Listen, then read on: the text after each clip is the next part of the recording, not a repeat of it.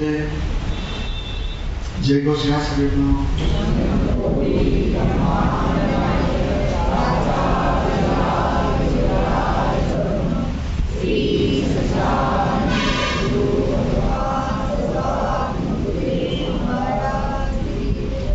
भाविको, सर्वात अत्यंत आनंदाची गोष्ट आहे की आज आपण जिवंत आहोत.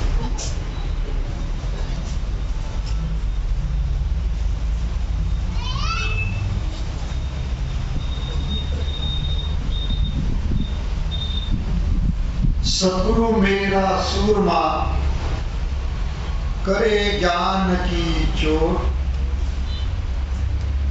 मारे प्रेम का गोला हारे भरमटकी को. आपल्या बुद्धीमधला भ्रम दूर करण्याचं कारण म्हणजे आपले सद्गुरू असतात. आज एक आम्ही तुमच्याकडे नवीन सूत्र उभं करत आहोत. अतिशय शांत चित्ताने मन, कान आणि प्रेम, प्राण या सर्वांना एकत्रित करून ऐकण्याचं काम करा.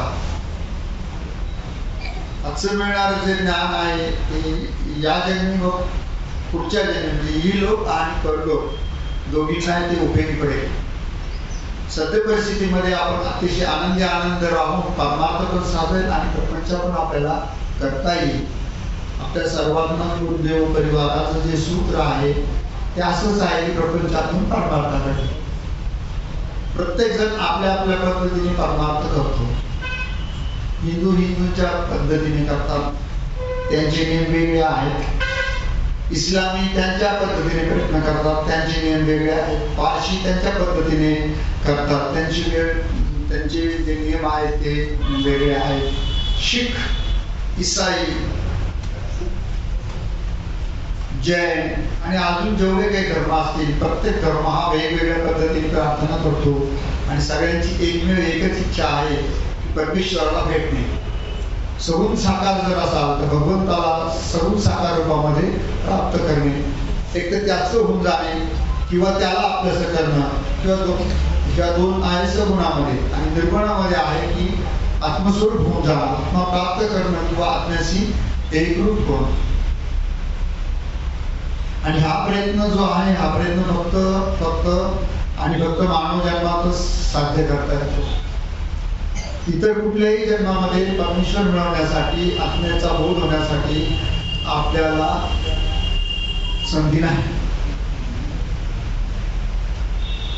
असे महापुरुषांचं वाक्य आलेलं आहे, एक एक योनी कोटी कोटी फेरा तेव्हा लागत असे मानव देहाचा भार. कोटी कोटी वेळेला एक जन्म असे 84 लाख प्रकारचे जन्म झाल्यानंतर माणसाचा देह आपल्याला प्राप्त होतो. हा किती अनुभव आहे. अभिभापासून ते मानवापर्यंत निसर्गाने राबून भगवंताचं मान भगवत आणि मानवाचं शरीर त्याने निर्माण केलेलं आहे. आपल्या स्वतःच्या निर्मितीत डकापासून तर डोक्याच्या शेंडीपर्यंत आपले कुठलेही प्रयत्न नाही. हे सगळं ईश्वर निर्मितच आहे. पहिले आपण तर आईच्या पोटात उतरणं आपला काही प्रयत्न नाही. आईने पोटात स्वीकार करणं आपला काही प्रयत्न नाही. मग त्याच्यानंतर आपले हाडं, मांस, नसा, केस, बोट, पाय हे सगळे तयार होतात. एक वेळ अशी असते की आपल्याला मेंदूही नसतो, आपल्याला हृदय पण नसतं. मेंदू नाही, हृदय नाही, डोळे नाही, कान नाही, तोंड नाही, हात नाही, पाय नाही, नुसता रसाचा गोळा. गरज करत आपण संपूर्ण जन्माला यासाठी आपल्याला काहीच प्रयत्न करावा लागत नाही.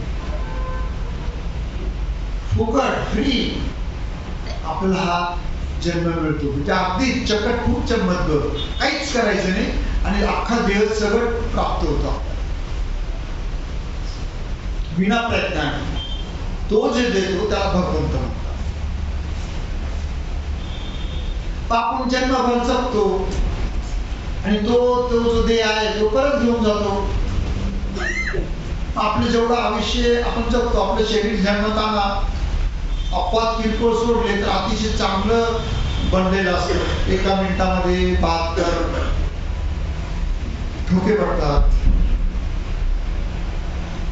आपलं जे ब्लड प्रेशर आहे ते 70-60 पासून पुढे 120-30 पर्यंत अशा पद्धतीचं आपली जशी धावपळ असेल, जशी मनस्थिती असेल, जशी दगदग शरीराला झालेली असेल, जसं पोट स्वच्छ नसेल, अशा पद्धतीने कमी जास्त आपलं आयुष्य चालतं आणि मग एक दिवस मरण आहे. मुळात अगदी मुळामध्ये आपला जन्मच मरण्याकरता झालेला असतो. असा कुठलाही जीव नाही पृथ्वीवर की जो मेला नाही.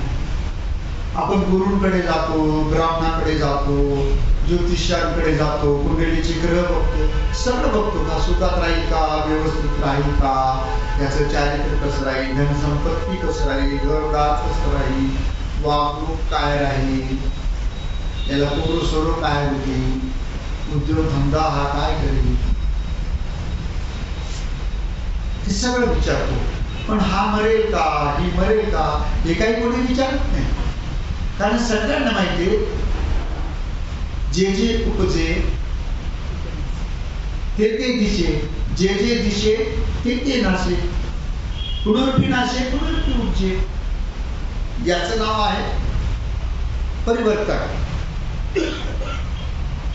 जन्माला आणि मेले, आले आणि मेले. जन्माला येऊन मरेपर्यंत त्या भगवंताने ज्याने आपल्याला शरीर दिलं, ज्याने आपल्याला बुद्धी दिली, ज्याने आपल्याला हृदय दिलं, ज्याने आपल्याला हाडं काढं समजण्याची शक्ती दिली, कान दिले, डोळे दिले, जीभ दिली, स्पर्श करण्यासाठी त्वचा दिली, त्याच्यानंतर येण्या जाण्यासाठी, काम धंद्यासाठी पाय दिले, हात दिले, एवढं दिलं. देवाने आपलं शरीर दिलं. शरीर देऊन त्याचं मन समाधान नाही झालं. त्याला वाटलं आपण अजून काहीतरी देऊ.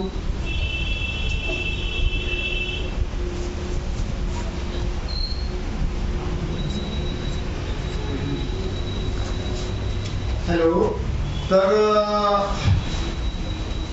काय चालू होता आपला विषय? शरीर दिलं, त्याचं मन समाधान नाही, समाधान झालंच नाही. पण शरीरामध्ये अशा काही कार्यप्रणाली म्हणजे सिस्टीम बसवल्या, झोप लावता येत नाही लागते, भूक लावता येत नाही लागते, पोट साफ करण्याची प्रयत्न करावा लागतात पण आपोआप साफ होतं, लघवी लागते, संडासला लागते, भूक लागते, दिसतं डोळ्याला, कानाला ऐकू येतं, सहज समजते, स्पर्श जाणवतो, भाव दिले, म्हणजे एक शरीर दिलं, शरीराबरोबर अजून आपल्याला जिवंतपणामध्ये त्याच्याकरता काहीतरी काढलं. काय काढलं? पहिले भाव, नंतर भावना, नंतर संकल्प, नंतर विकल्प, मग विचार दिले, मग चित्त दिलं, चित्तानंतर अंतःकरण दिलं, अंतःकरणाच्या पलीकडे जाऊन बुद्धी दिली, बुद्धीच्या पलीकडे जाऊन त्याचा जीव आपल्याला दिला. आपण देतो कोणाला? आपला जीव देऊ कोणाला? जीव लावू, देणार कसं काय? नाही देणार. आपला जीव म्हणूनच आपल्याला दुसऱ्याला लावता येईल. पण त्याने जीव दिला. जीव दिल्यावर पण त्या परमेश्वराला, त्या नियंताला, जगत नियंताला काही करवलं नाही. आत्ताशी प्रवचनाची सुरुवात होते. प्रवचन आता बाउंड्रीवर आला. आपण प्रवचन, देवाने स्वतःचा जीव देऊन सुद्धा त्याला रमलंच नाही, समाधान वाटलंच नाही. मग त्याने स्वतःचा आत्मा आपल्याला ओतला, चैतन्य. पण ते चैतन्य जोपर्यंत आपल्यामध्ये आहे, आकुंचन प्रसारण, आकुंचन प्रसारण, कुठच्या प्रसाद. ते चैतन्य जोपर्यंत आपल्यामध्ये आहे तोपर्यंत आपण जिवंत आहोत. समजा नाही आला पुढचा श्वास नाकातून आपलं काय करणार? झाला काळजाचा ठोका बंद तर काय करणार? पहिले आयुर्वेदिक होता, मग युनानी आली, मग होमिओपॅथी आली, ॲलोपॅथी आली, औषध आले, मग एक्सरे आले, रक्ताच्या तपासण्या आल्या. सगळं आपले जे काही पार्ट्स आहेत आपल्या शरीराचे जे छोटे छोटे मुचके आहेत त्याचे फोटो काढता यायला लागले. नवीन नवीन अभ्यास केला गेला, त्याच्यावरती औषधं निर्माण झाले, इंजेक्शन निर्माण झाले, काही पावडर निर्माण झाल्या, काही कोर्स निर्माण झाले, सलाईन निर्माण झालं, ऑक्सिजन निर्माण झाला नाकाला द्यायला, ICU रूम तयार झाले. मग आता इंटरनेट आलं, मग ह्या देशातले त्या देशातले डॉक्टर चर्चा करायला लागले. MRI आला, स्कॅनिंग आलं,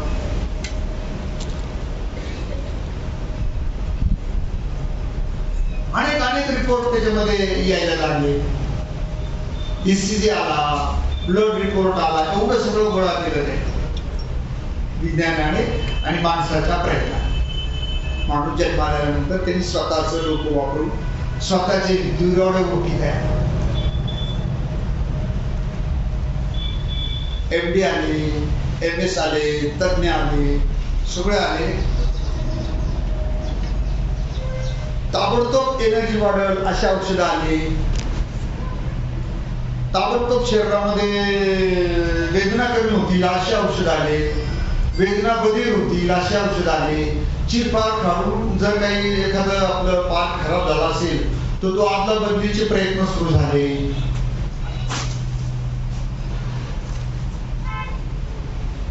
पूर्वीच्या जमान्यात फक्त भाऊबंधांनी प्रॉपर्टी एकमेकाला दिल्या तर त्यांना देव म्हटलं. काय केलं? रामाने भावाला वाटेल त्याला देव. किती सोपी गोष्ट. काय केलं की दुर्योधनाने धर्मराजाला दिली नाही प्रॉपर्टी, झाले भांडणं इस्टेट वरून. जे धर्म आहे, जे देव आहे, त्यांनी एकमेकाला इस्टेट दिल्या, प्रॉपर्टी दिली, हक्क दिले, संसार व्यवस्थित केला, आपल्या नियमात वागले, कोणाला काय जावं हे शिकवलं आणि ते देव होऊन बसले. पण मला त्याच्या फक्त प्रश्न असा विचारायचा आहे की जरी एवढं सगळं झालं तर मरण पण झालं का? ते नुसते चांगल्या वागायला त्यांना लोक देव म्हणत्या. त्यांनी एवढे कुठाने केले, मी एवढे सगळे देव एकत्र आले. राम आहे जिवंत शरीराने आज? नाही. कृष्ण आहे का? नाही. मोहम्मद पैगंबर आहे का? नाही. बुद्ध आहे का? नाही. आपोआप प्रत्येक तत्वाला आला. काही देव चिरंजीव आहे ते आहे. मग जन्माला आल्यानंतर माणसाने एवढ्या सगळ्या गोष्टी केल्या. आता नवीन मला ऐकायला मिळाला, अजून काही त्याचं कन्फर्मेशन म्हणजे शहानिशा केली नाही, पण गाईला पण इंग्लिश आवडच होती अशी इंजेक्शन निघाली 8,000 पर्यंत. गोरा होत नाही. तसं संतांनी पण ग्रंथ लिहून ठेवलेले आहे. त्याच्यामध्ये मुलगाच कसा होईल, मुलगीच कशी होईल हे त्याच्यामध्ये आलेलं आहे उल्लेख. त्याप्रमाणे जर वागले तर कसं होतं. एवढे शोध आले. मग याच्या पुढे देवानी कसं केलं, त्याच्यामध्ये चालवलं कुचकरणी कुचकरण कुचकर्मजनामध्ये भाग. काही करण्या करून ठेवल्या त्या, काही आत्ता कर्म करत होते, काही पूर्वजन्मीचं भाग्य, अशा पद्धतीने गाठोडं त्याच्यामध्ये पोहोचलं. त्याच्यात संत महापुरुष म्हणतात, पहिले रचा प्रारब्ध, पाचो रचा शरीर, तुळशी चिंता करे तू बसले श्री रघुवीर.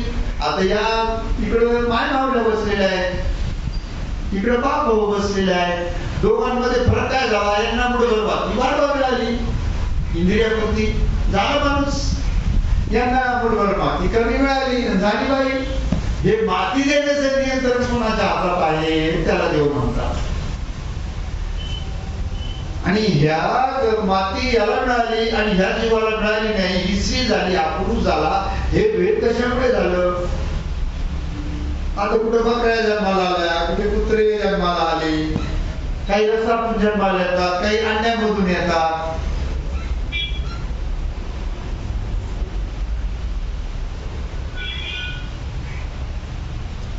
त्या पद्धती तयार झाल्या, पण मग जीव अशीच बनत गेले ना. त्यांनी ते जीव बनवले, ते पृथ्वी पडलेली, इथपर्यंत त्यांनी सगळं केलं, इथपर्यंत शोध लागले. मरण बंद झालं का? नाही झालं. जन्माला येणं बंद झालं का? नाही झालं. मग आपण एवढे प्रयत्न करून शेवटी मारावं लागतंय, नक्की आहे. म्हणून आमचं सगळं सांगण्याचा हेतू आहे की जो जन्माला आला त्याला मारावंच लागतं, त्याला विलास नाही. किती उपचार केले, फक्त कमवलेले पैसे त्याच्यामध्ये खर्च होतील. आता एवढे डॉक्टर जबरदस्त लोक अपॉइंटमेंट घ्यायला जातात, त्यांचे वडील, आजोबा, पणजे, खापर पणजे, आज्या आहे जिवंत. असा कुठला उग्र आहे की तिथलं माणूस मरण बंद आहे? म्हणजे जे ईश्वर निर्मित आहे ते जन्माला घालणं आणि मरणं हे तत्व कोणी बदलत नाही. तेवढं सामर्थ्य माणसात आणि विज्ञानामध्ये नाही. आज एवढं होईल, कुणी आगे येईल, मागे जाईल, काही थोडक्यात मरण, काही हजारो वर्ष जवळ, पण त्याला मारावंच लागणार. एक मरे त्याचा तुझा शोक वाहे, अकस्मात तोही पुढेची जात आहे. आज आपण जो मेला त्याच्याबद्दल रडतो, उद्या आपल्यासाठी लोक रडतील, आपले दावे होतील. चांगली मुलं निघाले तर आपले देव होतील, आपले श्राद्ध होतील. हे सगळं सांगण्यामध्ये जो प्रपंच आहे, तो प्रपंचाच्या आधी प्रपंच करावा नेटला, तो कधी ना असो आणि दिसू द्यावा पडता, हरिनामाचा चुका असोच द्यावा. तर प्रपंचातल्या चुकामुळे चालू जन्मामध्ये आपल्याला काय त्रास होतो, हा एक विषय आपल्याला घ्यायचा आहे. आणि परमार्थ करण्यासाठी काय करायला पाहिजे, हा एक विषय घ्यायचा आहे. आणि दोन्ही विषय आपल्याला पॅरलल एकत्रित चालवायचे. परमेश्वर पाहिजे आहे, आत्मप्राप्ती करायची आहे, भगवंताला मिळायचं आहे. प्रत्येकाला माहिती आहे शरीर सुटणारच आहे. दुःखी माणूस असला तरी शरीर सुटणार, सुखी माणूस असला तरी शरीर सुटणार. योगी असो, भोगी असो, रोगी असो, राजा असो, भिकारी असो, सावकार असो, धार्मिक असो, अधार्मिक असो, चोर असो, दानी असो, सगळे जाणार. शरीर आपोआप जाणार. भगवंताने ह्या क्रिया, परमेश्वराने ह्या क्रिया सगळ्या आपोआप केल्या. त्याने काय भांडवल घेतलं, जसं आपण चहा करायचा, सकाळ घेतली, पावडर घेतली, थोडासा मसाला घेतला, पाणी टाकलं, दूध टाकलं, तीच पावडर बनते, ती झाली कॉफी तयार. तसं भगवंताने काही पाणी घेतलंय शरीरात टाकायला, त्याचं प्रमाण 70% आहे. रुपयामध्ये 70 पैसे पाणी आहे, बाकीची माती आहे. मग जठराग्नीमध्ये साई मणिपूर चक्रात योगी अभ्यासाचा शब्द आहे की इथे भूक लागली का पोटामध्ये उष्णता तयार होते. मग ती अग्नी थोडीशी कालवली, हा श्वास चालतो, हवा त्याच्यामध्ये कालवली, माती, पाणी, हवा, आग आणि पोकळी काय? कान आहे तर कानाच्या मध्ये पोट आहे, बुद्धी आहे तर बुद्धीमध्ये विचार करायला थोडीशी जागा आहे, हृदय आहे तर रक्त फिरायला त्याच्यामध्ये जागा आहे, आतडे पोट साफ व्हायला जागा आहे, नसा आहे तर रक्त व्हायला आतमध्ये जागा आहे. ही पोकळी ठेवली. हे 5 पदार्थ इथेच घेतले, कुठले? पृथ्वीवरचे. आकाशापासून तर पृथ्वीपर्यंत जेवढ्या गोष्टी आहेत इथे इथेच घेतल्या. देवाने शरीर खंडवायला भांडवल काय घेतलं? जमिनीपासून तर पृथ्वीपर्यंत जेवढ्या काही 5 गोष्टी आल्या, 5 तत्व आले, पंचमहाभूत आले, पृथ्वी, आग, तेज, जल, अग्नी, वायू, आकाश, हे एकत्र करून हा गोपाल काला करून रक्ताच्या चिखलाचं हे शरीर केलेलं आहे. आणि त्याच्यामध्ये भाव होते, जिवंतपणा. भाव म्हणजे काय? लहरी. लहरी म्हणजे काय? स्पार्क, जाणीव होणे.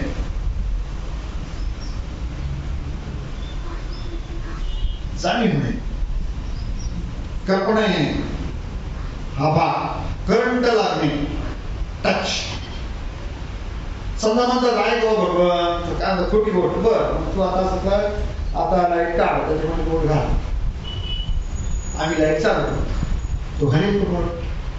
जर तिकडे टीव्ही चालू असली तर तो राहील का जिवंत? नाही. पण जोपर्यंत त्या करंटची जाणीव त्याला होत नाही, तो म्हणाला की काहीच नाही, बरोबर, पण बटन दाबलं तो चालतो. तसं पद्धतीने हे भगवंताचं अस्तित्व आहे, त्याची आपल्या जाणीव होत नाही.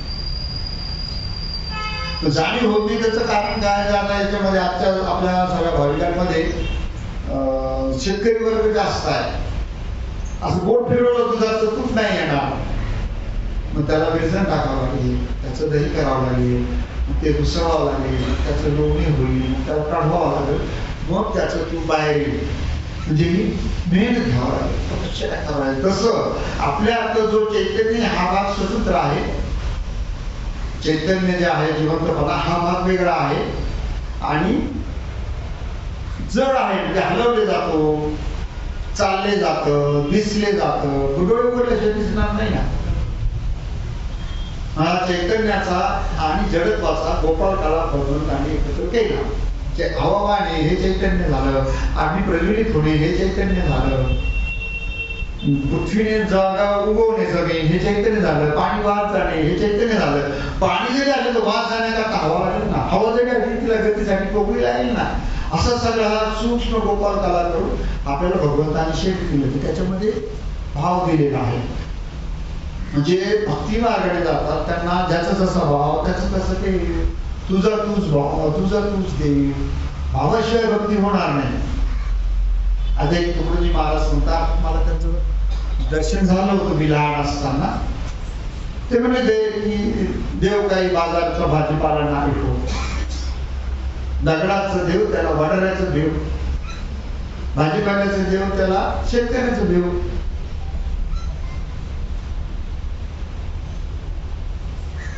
कापडाचं देव त्याला टेलरचं देव. म्हणजे सांगण्याचा हेतू असा आहे की तो भाव दिलेला आहे. आता भावाचा प्रकार कसा तुम्हाला सांगतोय बघा. एका माणसाने सांगितलं की बा दिवस रात्रीबद्दल तुला काय वाटतं? म्हणजे काय उपयोग, 2 रात्री येते तेव्हा मध्ये 1 दिवस येतो. हा हे खरं आहे. मग दुसरा म्हटला दिवस रात्रीबद्दल तुझं मत काय? म्हणजे 2 दिवस येतात मध्ये 1च रात्र असते. आता 2 दिवसांच्या 1 रात्र असते हेही 100% खरं आहे, आणि 1 दिवस यायला 2 रात्री लागतात हे पण 100% खरं आहे. पाहण्याचा दृष्टिकोन आहे, जशी दृष्टी तशी सृष्टी. आपण कशा पद्धतीने पाहतो हा महत्वाचा विषय आहे. एका पेल्यात अर्धा पेला पाणी ठेवतो का, त्याच्याकडे आजच पाणी या दृष्टीने बघणं, असे मनात भाव ठेवणं, हा भाग एक स्वतंत्र झाला. आणि अर्धा पेला भरलेला आहे तो पेला रिकाम नाही बरं का, हा एक भाव झाला. हे दोन्ही परस्पर विरोधी टोकाचे भाव झाले, याला म्हणतात ज्ञान. आहेपासून सुरुवात होते, नाही पर्यंत शेवट होतो, आणि मध्ये असलं तर असू द्या, नसलं तर नसू द्या, त्याच्यामध्ये मध्यस्थ आहे काय नाही तर नाही आणि नाही, याच्यामध्ये सगळं तत्वज्ञानाची बैठक बसते. काही जण स्वीकारणार वर्ग होतो, काही जण महत्व देत नाही, आणि काही जण नाही म्हणून चालतात. हे ज्याची त्याच्या पद्धती आहे. आता हिंदू धर्मातील लोकांना एक पद्धतीत राहा, एक पत्नी व्रतनी राहा, हा आपला धर्म आहे. मुसलमान म्हणतात अरे जो भी बच्चा पैदा होता है उसमें अंदर अल्लाह खुद पैदा हो जाता है, वो तो धर्म का काम है. तुम्हारे प्लाट थोड़ी ना हॉस्पिटल में भागते आएंगे, 10-20 बच्चे होने दो, 5-7 औरतें करो, जितने बच्चे बढ़ेंगे उतना अपना धर्म बढ़ेगा. काय तो ये बाकी उठाने कर रहे, कुरान पढ़ने की जरूरत नहीं है. कोई पाव बेचेगा, कोई बटर बेचेगा, कोई फिटर हो जाएगा, कोई गटर का सफाई करेगा, कोई हमारी करेगा, कोई जूता पालिश करेगा. मर गए तो मर गए, 8-10 हो गए, 2-4 मर गए, हमने दिया तो लेके गया, अपने बाप में क्या गया, धर्म तो बढ़ेगा. म्हणजे त्यांचा विचार कसा आहे, जे म्हणतील की नाही एकदम सगळं एकदम अंगावर कपडेवर घालून असंच राहा, शिक म्हणतील की तलवार हातात राहू द्या. म्हणजे अशी जेवढे मतमतांतर होतात, हे मतमतांतर काय झाले की ज्या समाजाला आवडल अशा पद्धतीचं प्रथा निर्माण झाला, आणि त्या पद्धतीने त्या दिवशी लोक चालायला लागले. आता हिंदू धर्मात जन्माला लागला आपोआपच हिंदू, लगेच त्याचा देव कृष्ण फिस, ख्रिश्चन मध्ये आला का त्याचा येशू पक्का, इस्लाम मध्ये आला का त्याचा अल्लाह पक्का, अरे जैन झाला त्याचा महावीर पक्का, त्याच्यावर लगेच शिक्का. आता त्यांनी त्या पद्धतीमध्ये समाज आपल्याकडे कसा येईल, आपली सत्ता कशी वाढेल, आपली प्रॉपर्टी कशी वाढेल, या हिशोबाने ते लावलेले डोके.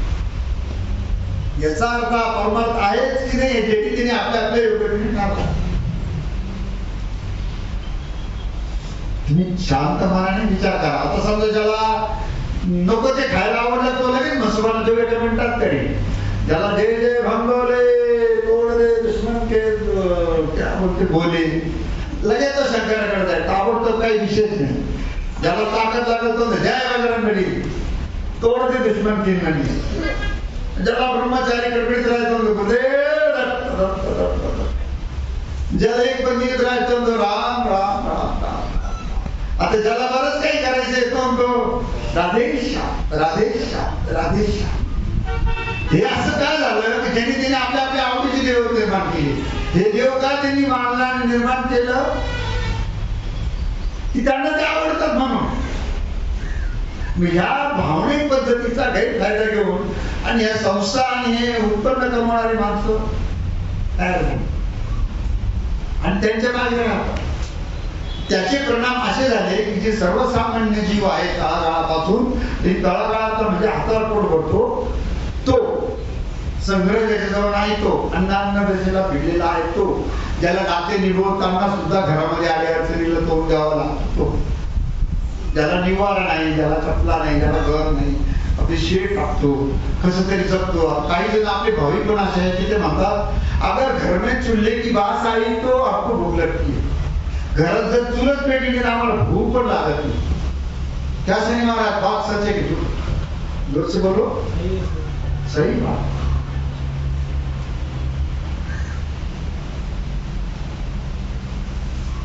म्हणजे ज्याच्या त्याच्या पद्धतीने ज्यांनी त्यांनी ज्याचे त्याचे देव बनवले. कुणी कोणाला काही नाव देऊ पण त्या सर्व म्हणून एक आहे. हा झाला भक्तीच होतो. प्रॉपर्टीच्या वाटण्या केल्या तो चांगला देव झाला. खूप बायका परवानगी द्यायला दिला तो देव चांगला झाला. एक बाई करून आयुष्य वाढलं तो देव चांगला झाला. डोक्याला झंझट नाही, भांडण नाही, भगवंत्या नाही, कटकटी नाही, काही वाद नाही, गवात नाही, मस्त सर्व डोळाए मिटे सरकी खास, सर्व डोळाए मिटे सरकी खास, खाने को हलवा पुरी लोग कहे महाराज. काही बुचडे बांधले, काही जाळ्या वाढवल्या, काही चिकनी घोटली, काही एकदम लाईट मस्त कल्टी वल्टी मारून या अगदी आनंदात. याच्यामध्ये देव मिळण्याचं कसं काय, हा गोपाळ काढला कसा करायचा.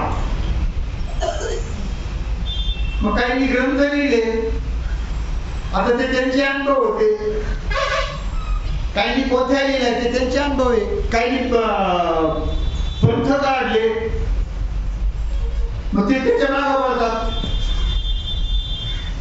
ठराविक जर पंथ निघाला तेवढ्या भागामध्ये त्याचा प्रभाव त्यांचा देव तोच. सोपं सर काम आहे. जेजुरीला गेले खंडोबाला की जय म्हणणारे, बालाजीला गेले तर बालाजी की जय म्हणतील. या सरनात आले तर मला वचन मावली की जय, नागरीला गेले तर नरेंद्रनाथ की जय, अहमदाबादला गेले तर बापूजी की जय, मारुती जवळात गेले मारुती की जय. हे सगळं झालं. हे सगळं होण्याचं मुख्य कारण काय, ह्या ज्या भावना आहेत, ह्या ज्या भावना आहेत त्या दोनच कारणांनी मागे पुढे होतात. नीट ऐका. विचारांमध्ये होणारा बदल आणि भावनेमध्ये होणारा बदल याची कारण दोन. पहिलं कारण भीती वाटणं. हा निद्रा, भय आणि मैथुन हे चार तत्व जनावरांच्या जातीपासून तर माणसापर्यंत सगळ्यांना लागू लागलेले आहेत. फक्त मानव जातीला एक विशिष्ट ईश्वराने दिलेले, भगवंतानी काय दिलं विशिष्ट, की किती जेवायचं हे माणूस नियंत्रण करू शकतो, कमी का जास्त. किती भोग घ्यायचे हे माणूस नियंत्रण करू शकतो. जनावर राजूरी इतके का कमीत कमी टाळते फक्त. का घ्यायचे नाही असं ते होते ते इतर ते सगळं बोलणं ऐकण्याचं खोटं आहे. खरं हे की त्याचं प्रमाण कमी जास्त करण्याचं टाकते. त्याच्यानंतर राहिलं झोप. किती तास झोपायचं, किती वेळ जागायचं, हे पण माणूस नियंत्रण करू शकतो. समजा मोबाईलची बेल लावून म्हणा, घड्याळ लावून म्हणा, किंवा घरात त्यांनी हलवून तर मला जायचं असं ते होऊ शकतं. आणि भीतीचं पण असं आहे की सर्वसामान्य, आता मुद्दा आला भीतीवर, नीट लक्षात घ्या. जग कुठे पुढे पळतं, मागे भीती आहे की जग पुढे पळतं, आणि जग मागे कुठे पळतं ते आहे का नीट. जिथं भीती असली तिथे जग पुढे पळतं. ही नको बा आम्हाला, त्याच्यापेक्षा काय उपाय करायचे आणि सोडून घ्या. काय होईल ते होईल, आपल्याला मिळालंच पाहिजे. मग स्वप्न ते आहे, स्वप्नाच्या मागे जग पळतं किंवा भीतीच्या पुढे जग पळतं. मग तो जो आपल्याला भीती वाटते, त्या भीतीचा गैरफायदा घेऊन हा उद्योग घाबऱ्या लोकांचा. आता आयुर्विम्याचे आपण पैसे भरतो, मेल्यावर लोक कोट्याधीश झाले, त्याच्यावर लोकांना गाठ फुकट मिळाले, सोनं नाणं मिळालं, आपण पैसे भरले, मरण थांबलं. जे मरण थांबत नाही त्याच्याकरता पैसे भरून ठेवायचे. आम्हाला उपचाराला ऐन मिळेल का माहिती, त्याला उपचार करा, अमर झाला नाही. सांगण्याचा हेतू असा आहे की या भीतीचा जो प्रभाव आहे तो प्रभाव शिथिल करण्यासाठी, नियंत्रणात येण्यासाठी परमार्थ नावाचा विषय ज्ञानी लोकांनी जुन्या पुढे काढला. त्याचा परिणाम असा झाला की ते रूपांतर धर्मात झालं. धर्मामुळे ज्या जीवांना जी जात वाटायला लागला, नको वाटायला लागलं, मग त्यांनी परिवर्तन करत गेले. पाप्याला शिक्षा झालीच पाहिजे, त्यांनी हिंदू धर्म निवडला, भगवान श्रीकृष्ण माफ करणार नाही, नीतीचा कायदा आहे. पाप्याला माफ झालंच पाहिजे, त्यांनी ख्रिश्चन धर्म निवडला. आवडी निवडीनुसार. पण आपल्या पूर्वजांनी काय केलं, आपण जन्माला आलो आपल्याला थोपून असं पक्क ठासून घेतलेले. जसं सुरुंगामध्ये दारू फसतात बोरमध्ये, तसं ते वेळेला फुटा ठोकतात, टाक दगड मार पार असं फुटा पक्का केला. आपण हिंदू आपला देव कृष्ण, आपला देव आपला राम आहे, आपला महादेव. आपण या दिशेने चालू. हिंदू धर्माची ओळख नसलेले अनेक देश आहेत.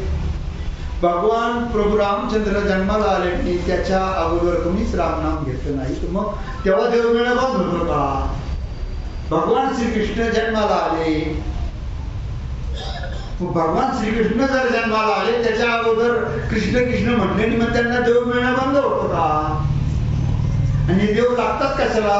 एक तर स्वप्न पूर्ण करण्यासाठी, किंवा भीती कमी होण्यासाठी, किंवा भीती आणि स्वप्न याच्यामधलं जे अंतर आहे तिथं धीर जाण्यासाठी. लक्षात येते का डोक्यावरून चाललं? मग ही भीती कुठे वाटते शरीरामध्ये, हा आपला एक विषय आहे. ते शरीरात भीती ही वेगळीच वाटत असते. जे नाभी चक्र आहे त्याला मणिपूर चक्र म्हणतात. मणिपूर चक्र जर प्रफुल्ल असलं तर पचनक्रियेत त्रास होत नाही. हृदयाला व्यवस्थित हलवले चालवले जातं, आणि कमरापासून खालचा जो भाग आहे त्याला पण व्यवस्थित हलवले चालवले जातं. आता बाया माणसं भित्र्या का असतात? त्यांना मुलं होतात, मग ते मुलाला जे जेवायला जातं ते कुठून जातं? बेंबीतून जातं. मग ती जर बेंबी वीक झाली, नीट लक्षात घ्या, ती बेंबी जर वीक झाली तर ती बाई भित्री होणार. तिचं पोकत चाललं नुसतं पुढं गटार लांबायचे, पण तिला नको काय घरात तवा नको त्याच्याकडे लक्ष द्या. म्हणजे त्याला तवायला हात लागायच्या आतच ती घाबरलेली असते. मग ती काळजी. ही जी भीती आहे निघून जाण्यासाठी काय केलं पाहिजे? घाबरणं बंद होण्याला काय केलं पाहिजे? उपाय काय केला पाहिजे? म्हणजे वेगळी कातड्याची, परंतु जे चैतन्य स्वरूप आहे ते भय हृदय धारण करतं. भीती वाटा काय होतं? हातपाय थरथर होतात, डोकं चालत नाही, बीपी वाढतो किंवा लो होतो, आपोआप बीपीच्या चक्राचं जर नियंत्रण सुरू तर पटकन झालं लावून जुलाब होतात, कोणाचं तरी सोबत लागते.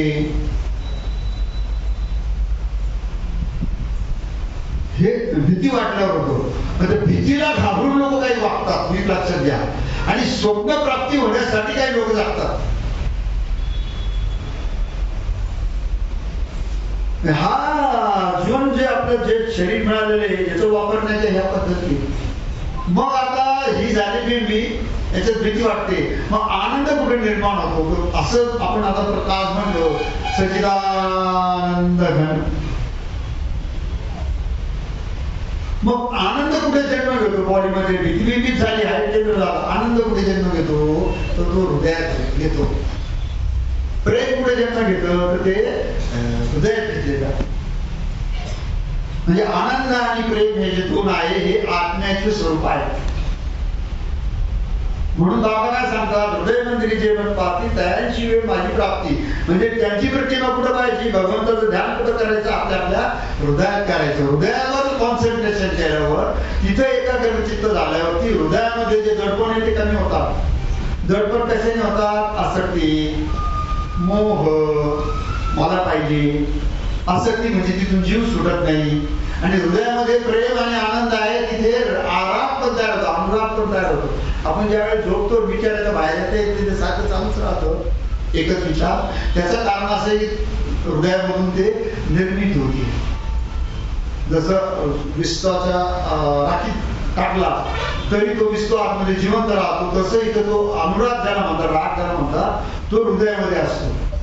तर हृदयापर्यंत, हृदयाजवळ जगणारे जे लोक आहेत ते भावनाप्रधान असतात. ते खुश पण खूप होतात आणि दुःखी पण खूप होतात. ते त्यांना आवडता येत नाही. म्हणजे जे सगुण साकारामधून तुझं सगुण म्हणून की निर्गुण रे, सगुण निर्गुण एक गोविंद रे, तर तो जो सगुण साकाराचा जो परमेश्वर आहे तो ह्या हृदयाने मिळतो. आणि जे आत्मस्वरूप स्वतःच तत्व म्हणजे जे जन्माला आलो आपण, जेव्हा हृदय पण जन्माला नव्हतो, आपला जीव तर जिवंत होता नाही बापाच्या पोटात, मेंदू पण नव्हता तेव्हा पण आपला जीव जिवंत होताच ना. मग त्याने जी निर्मिती केली आणि त्याने जे सांभाळलं त्याला म्हणतात आत्मस्वरूप. ते कुठं थांबतं? बेडीत. आणि तिथून आपली भीती वाटत पोटात असं गोळा वगैरे टाकतो. मग आणि निर्णय कुठे होतात? विचार कुठे चालतात? मेंदूत. आता ते विषय घटवटल थोडासा, एवढं गरज नाही, वेळ पण नाही पुन्हा. तर आता आपण आलो तर हृदयाजवळ, आणि सच्चित परमेश्वराचं अवतार कसं सांगितलं लोकांनी? सच्चिदानंद घन. जसे ढगेतर जातात तसा तो आनंदी राहतो. मग हृदयामध्ये जर परमेश्वर राहतो आणि हृदयामध्ये जर निर्मिती आहे आणि भाव तिथेच आहे, गप्पा आपल्याला केव्हाही करता येते घरी जाऊन. आम्ही आमचं रक्त जाळतो आणि तुम्ही तुमचा वेळ घालवता. इथे येण्याचा उपयोग काय होतो? ही आंघोळ आहे, ही परमात्मा, हा सत्संग, हा आंघोळ आहे. ह्या आंघोळीने तुम्ही पवित्र व्हाल. तुमचे क्लेश, तुमचे दुःख, अशांती, तिरस्कार, अनादर, घृणा, वैताग, कंटाळा, जीव नकोस होणं, आणि जे जे जीव आपलंच मुळे आपल्या खांद्यावर घेऊन चालले त्यांना जीव नकोस झालेले, स्वतःची प्रेम त्याला जिवंतपणे स्वतःच्या खांद्यावर घेऊन फिरणार आहेत, कारण त्यांच्या मनात साखर झाल्यामुळे. तर सगळ्यांसाठी इथे राहत आहे, सुकून आहे, अमन आहे, चैन आहे. हा कार्यक्रम म्हणजे सत्संग आहे. कारण काय? ब्रह्मसत्य आणि जगत मिथ्या, जगाचा खोटेपणा आणि ब्रह्माचा सत्यपणा जिथे मिळतो हे रसायन आहे. हे रसायन जर तुमच्या हृदयात झालं, तुमचं आयुष्य वाढेल, तुम्हाला जीवनामध्ये श्वास कमी लागतील, हृदयाच्या कमी धोक्यात तुमचं भागू शकेल, जेवण तुम्हाला कमी लागेल. जरी म्हणशील योगी व्हावे तरी आधी नियम पाळावे. हे सगळं चालेल तुमचं व्यवस्थित. हे रसायन इथे मिळतं. किती कॉन्सन्ट्रेशन केलं पाहिजे? प्राण सुद्धा कानात ओतून ऐकलं पाहिजे. परमार्थ तुम्हाला कानाशिवाय कळू शकत नाही ना. पूर्ण जर माणूस बाहेर असला, देवाने त्याला निर्माण करेल, पण तो मोक्षासाठी काय प्रयत्न करू शकेल? करू शकत नाही. कानातून वाणी आत जाते, आणि वाणीमध्ये मी तुम्हाला सांगितली पोकळी आकाश तत्वाची, त्याचा प्रभाव होऊन ते करंट आपल्या राग आला तर पायच्याच मस्तकाला गेली. ते जे वाहन आहे, भीती वाटली जागी हाता गळाले, प्रेम दुसरे जेडवाणी करायला लागले, राग आला फायटिंग चालू केली. हे जे काही प्रकार घडतात की जे मानसिक जे आवेग येतात त्या आवेगाचा जिवंतपणा, त्याची बुद्धीवर येणारे परिणाम, त्याच्यातून होणारे निर्णय, ह्या पद्धतीने आम्ही तुम्हाला सांगतोय. आणि जरी तुम्हाला नाही समजलं तरी लक्षात घ्या, आताच्या परिस्थितीमध्ये आम्ही जी चर्चा करतोय तुम्हाला भाव समाधीमध्ये नेतोय. तुम्ही विकार भोगलेले आहेत, तुम्ही क्रोध केलेला आहे, घृणा तिरस्कार अनादर, तुम्ही सर्वसामान्य जीव आहात, हे सगळे अनुभव तुमच्या जवळ. तरी पण आता तुम्ही इथं बसले, तुमची श्वासाची पद्धत पहा, तुमच्या हृदयाची ठोक्याची पद्धत पहा, तुमची मानसिकता पहा, तुमची भावदशा बघा. आता तुम्ही बसले ना आतापर्यंत, तर तुम्हाला सांगतो दुःख कुठे असतं? भूतकाळात जो निघून गेला त्याचा, भूतकाळाच्या आठवणीमध्ये, म्हणजे दुःख भूतकाळात पण नसतं, त्याच्या आठवणीमध्ये असतं. जोही माणूस क्लेशयुक्त अंतःकरणाने जगतो, जोही दुःखी झालेला आहे, ज्याला जीव नको नकोच झाला, ज्याची मनस्थिती निगेटिव्ह नकारात्मक झालेली आहे, त्याचं कारण असं की त्याच्या डोक्यामध्ये भूतकाळाच्या आठवणी जळलेल्या आहेत. तो वेळ तर निघून गेला, म्हणजे आठवणी त्याला कायम त्रास होतो. घटना पूर्वी होऊन त्याला वर्ष निघून गेले. भूतकाळही एक दिवस वर्तमान काळ होता, भविष्यकाळ एक दिवस वर्तमान काळ, आणि आताचा काळ पण एक दिवस वर्तमान काळच आहे. भीती त्याला वाटते जो भविष्याची काळजी करतो. सूत्र बघा आता प्रवचनाचा विषय. भीती त्यालाच वाटते जो पुढच्या मिनिटानंतर, पुढच्या क्षणानंतर विचार करतो, त्याला भीती वाटते. आणि दुःखी तोच होतो की जो मागच्या आठवणी गोळा करून स्वतःचा आताचा मिनिट खर्च करतो, स्वतःची वेळ खर्च करतो. मी माणसाला मला हे सांगायचं की हा जो जिवंतपणा जरी 100 वर्षाचा आला तरी जिवंत असताना, जागा असताना, झोपल्याचा काही तुम्हाला विचार करणार नाही, बेशुद्ध असल्यावर करणार नाही. जागा असताना जो वर्तमान काळाचा जो सध्याचा विचार आहे, देवाने कसं केलं, भूतकाळ वर्तमान काळ हे मानव निर्मित आहे, ग्रंथ निर्मित आहे. काळ हा काळाच आहे, तो नेहमी वर्तमान काळ आहे. ताजा टोटोही नवा कॉरक्शन येतो, नवा मिनिट येतो, नवा दिवस उगतो. त्याच्यामध्ये ह्या ज्या हालचाली आहेत, काही चैतन्याच्या, काही जड, त्याच्यामध्ये हा फरक पडतो. एक माणूस करून करून काय करतो, भूक घेतो, पत्रे गोळा करतो, माती गोळा करतो, मरून जातो. त्याला माहिती नाही, मारणारे तो घर बांधतो, 5 मजली बांधला, 7 मजली बांधला, कमोडचा बाग बांधला, टाईट बसवल्या, ते मोठं स्विमिंग पूल बसवला, आणि सगळं करे. मग तो आंबट झाला का? होतच नाही. काहींकडे ट्रक पण मोठा पडलेला आहे, आंबट झालेला नाही ना. आमचं म्हणणं असं की ईश्वरी कायद्याचा जिथे उपयोग होत नाही तिकडे लक्ष देण्यापेक्षा जिथे ईश्वरी कायद्याचा असा आहे, औषधीने जगता येतं, आपलं चैतन्य वेगळे, जीव वेगळा आहे, मरण्याच्या नंतर आणि जन्माच्या आधी जो उरलेला आहे तो आपला आत्मस्वरूप आहे. आणि त्या आपल्याला ओळखण्याकरता माणसाचा जन्म वापरा, ही योग्याने वापरलेली आहे. आणि ते समजणार नाही म्हणून भगवंताची प्रार्थना करा, हे भक्तांनी सांगितलेले आहे, सगुणवाल्यांनी सांगितलेलं आहे, योगांनी नाही सांगितलं, भक्त लोकांनी सांगितलेले, संतांनी सांगितलेले की समोरच्या माणसाला आवडल, परवडल, पचल, रुचल अशा पद्धतीचं एक ग्रंथांमध्ये ओतून सगळ्यांना सांगण्याचा प्रयत्न केला. अर्थ दोघांचं एक आहे. मेरेचे भगवान श्रीकृष्ण काय आणि तुमचा आत्मा काय, एकच आहे. No problem. मुसलमान लोकांचा अल्लाह काय, येशू मसीहांचा येशू काय, आपला भगवान श्रीकृष्ण काय, एकच आहे. कारण सगळ्यांकरता हेच वास्तव वापरून त्यांची शरीर झालेली आहेत. तर आता मला पुढे चालून सांगायचं की भीतीवर जर तुम्हाला विजय मिळवायचा असला तर काय केलं पाहिजे, हा आपला विषय निघाला. भीतीवर जर विजय मिळवायचा ठरला तर भविष्य काळाच्या काळाच्या डोक्यातून काढून टाकल्या पाहिजे. आणि दुःखातून जर मुक्त व्हायचं असेल तर काय करायला पाहिजे, या मिनिटापर्यंतच्या आधी सगळे विचार डिलीट, मोबाईल टाका फार चाललाय फास्ट, ते डिलीट करता आले पाहिजे. भविष्याचे विचारांचे किंवा प्रसंगाचे ओझे डोक्यातून दुःखी होऊन वर्तमान काळ खराब होतो. भूतकाळातले विचार किंवा मनाविरुद्ध घडलेल्या घटना त्याच्यामुळे वर्तमान काळात खराब होतो. आणि उद्या हे होईल, परवा ते होईल, म्हणजे ते भीती पाठीमागे लागल्यामुळे तो परत काम धंदा तिकडे आयुष्य वापरतो भविष्याच्या नादामध्ये, आणि वर्तमान काळच खर्च होतो.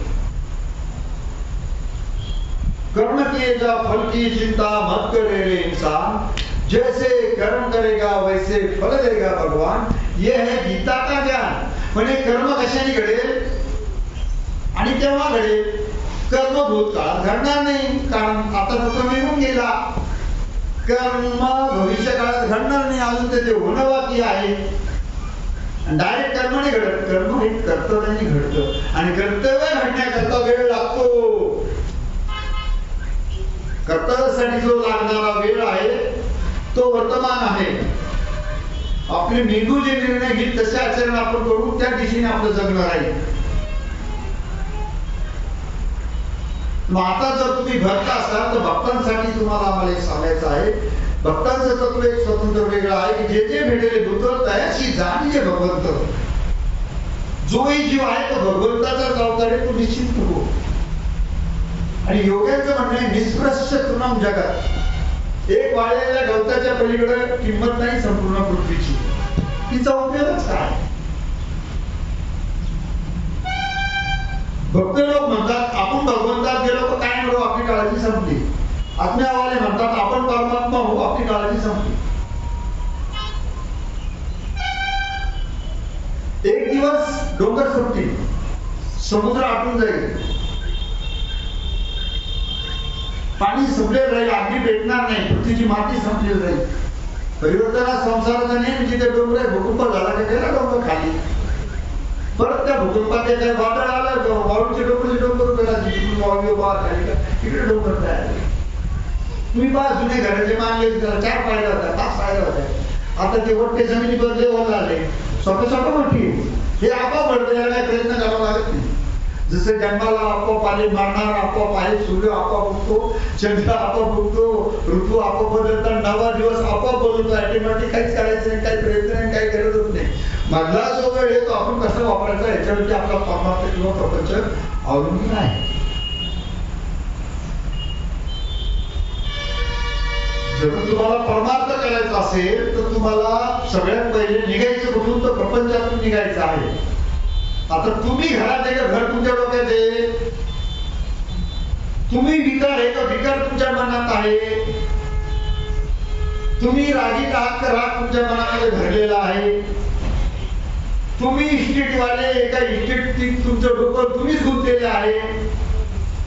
एक छोटं शॉर्टकट मध्ये उदाहरण देतो की एकाने गाय घेतली 1.25 लाखाची लोणीच्या बाजारातून. माझी गाय रोगात चालला, कुत्र्याचं भांडण गायीपर्यंत आलं. त्या गायीने असं गोहडलं जोरानं की गरीब गायीने हा फरफटत चालला, माझी गाय. म्हणजे मगापर्यंत तो मालक होता, आता फरफटत चालला. का बरं? तो गायीला बांधले गेलेलो होतो आणि गाय पुढे पडत होती. आता याला पुढे आवडते, तिची ताकद थोडीच आवडत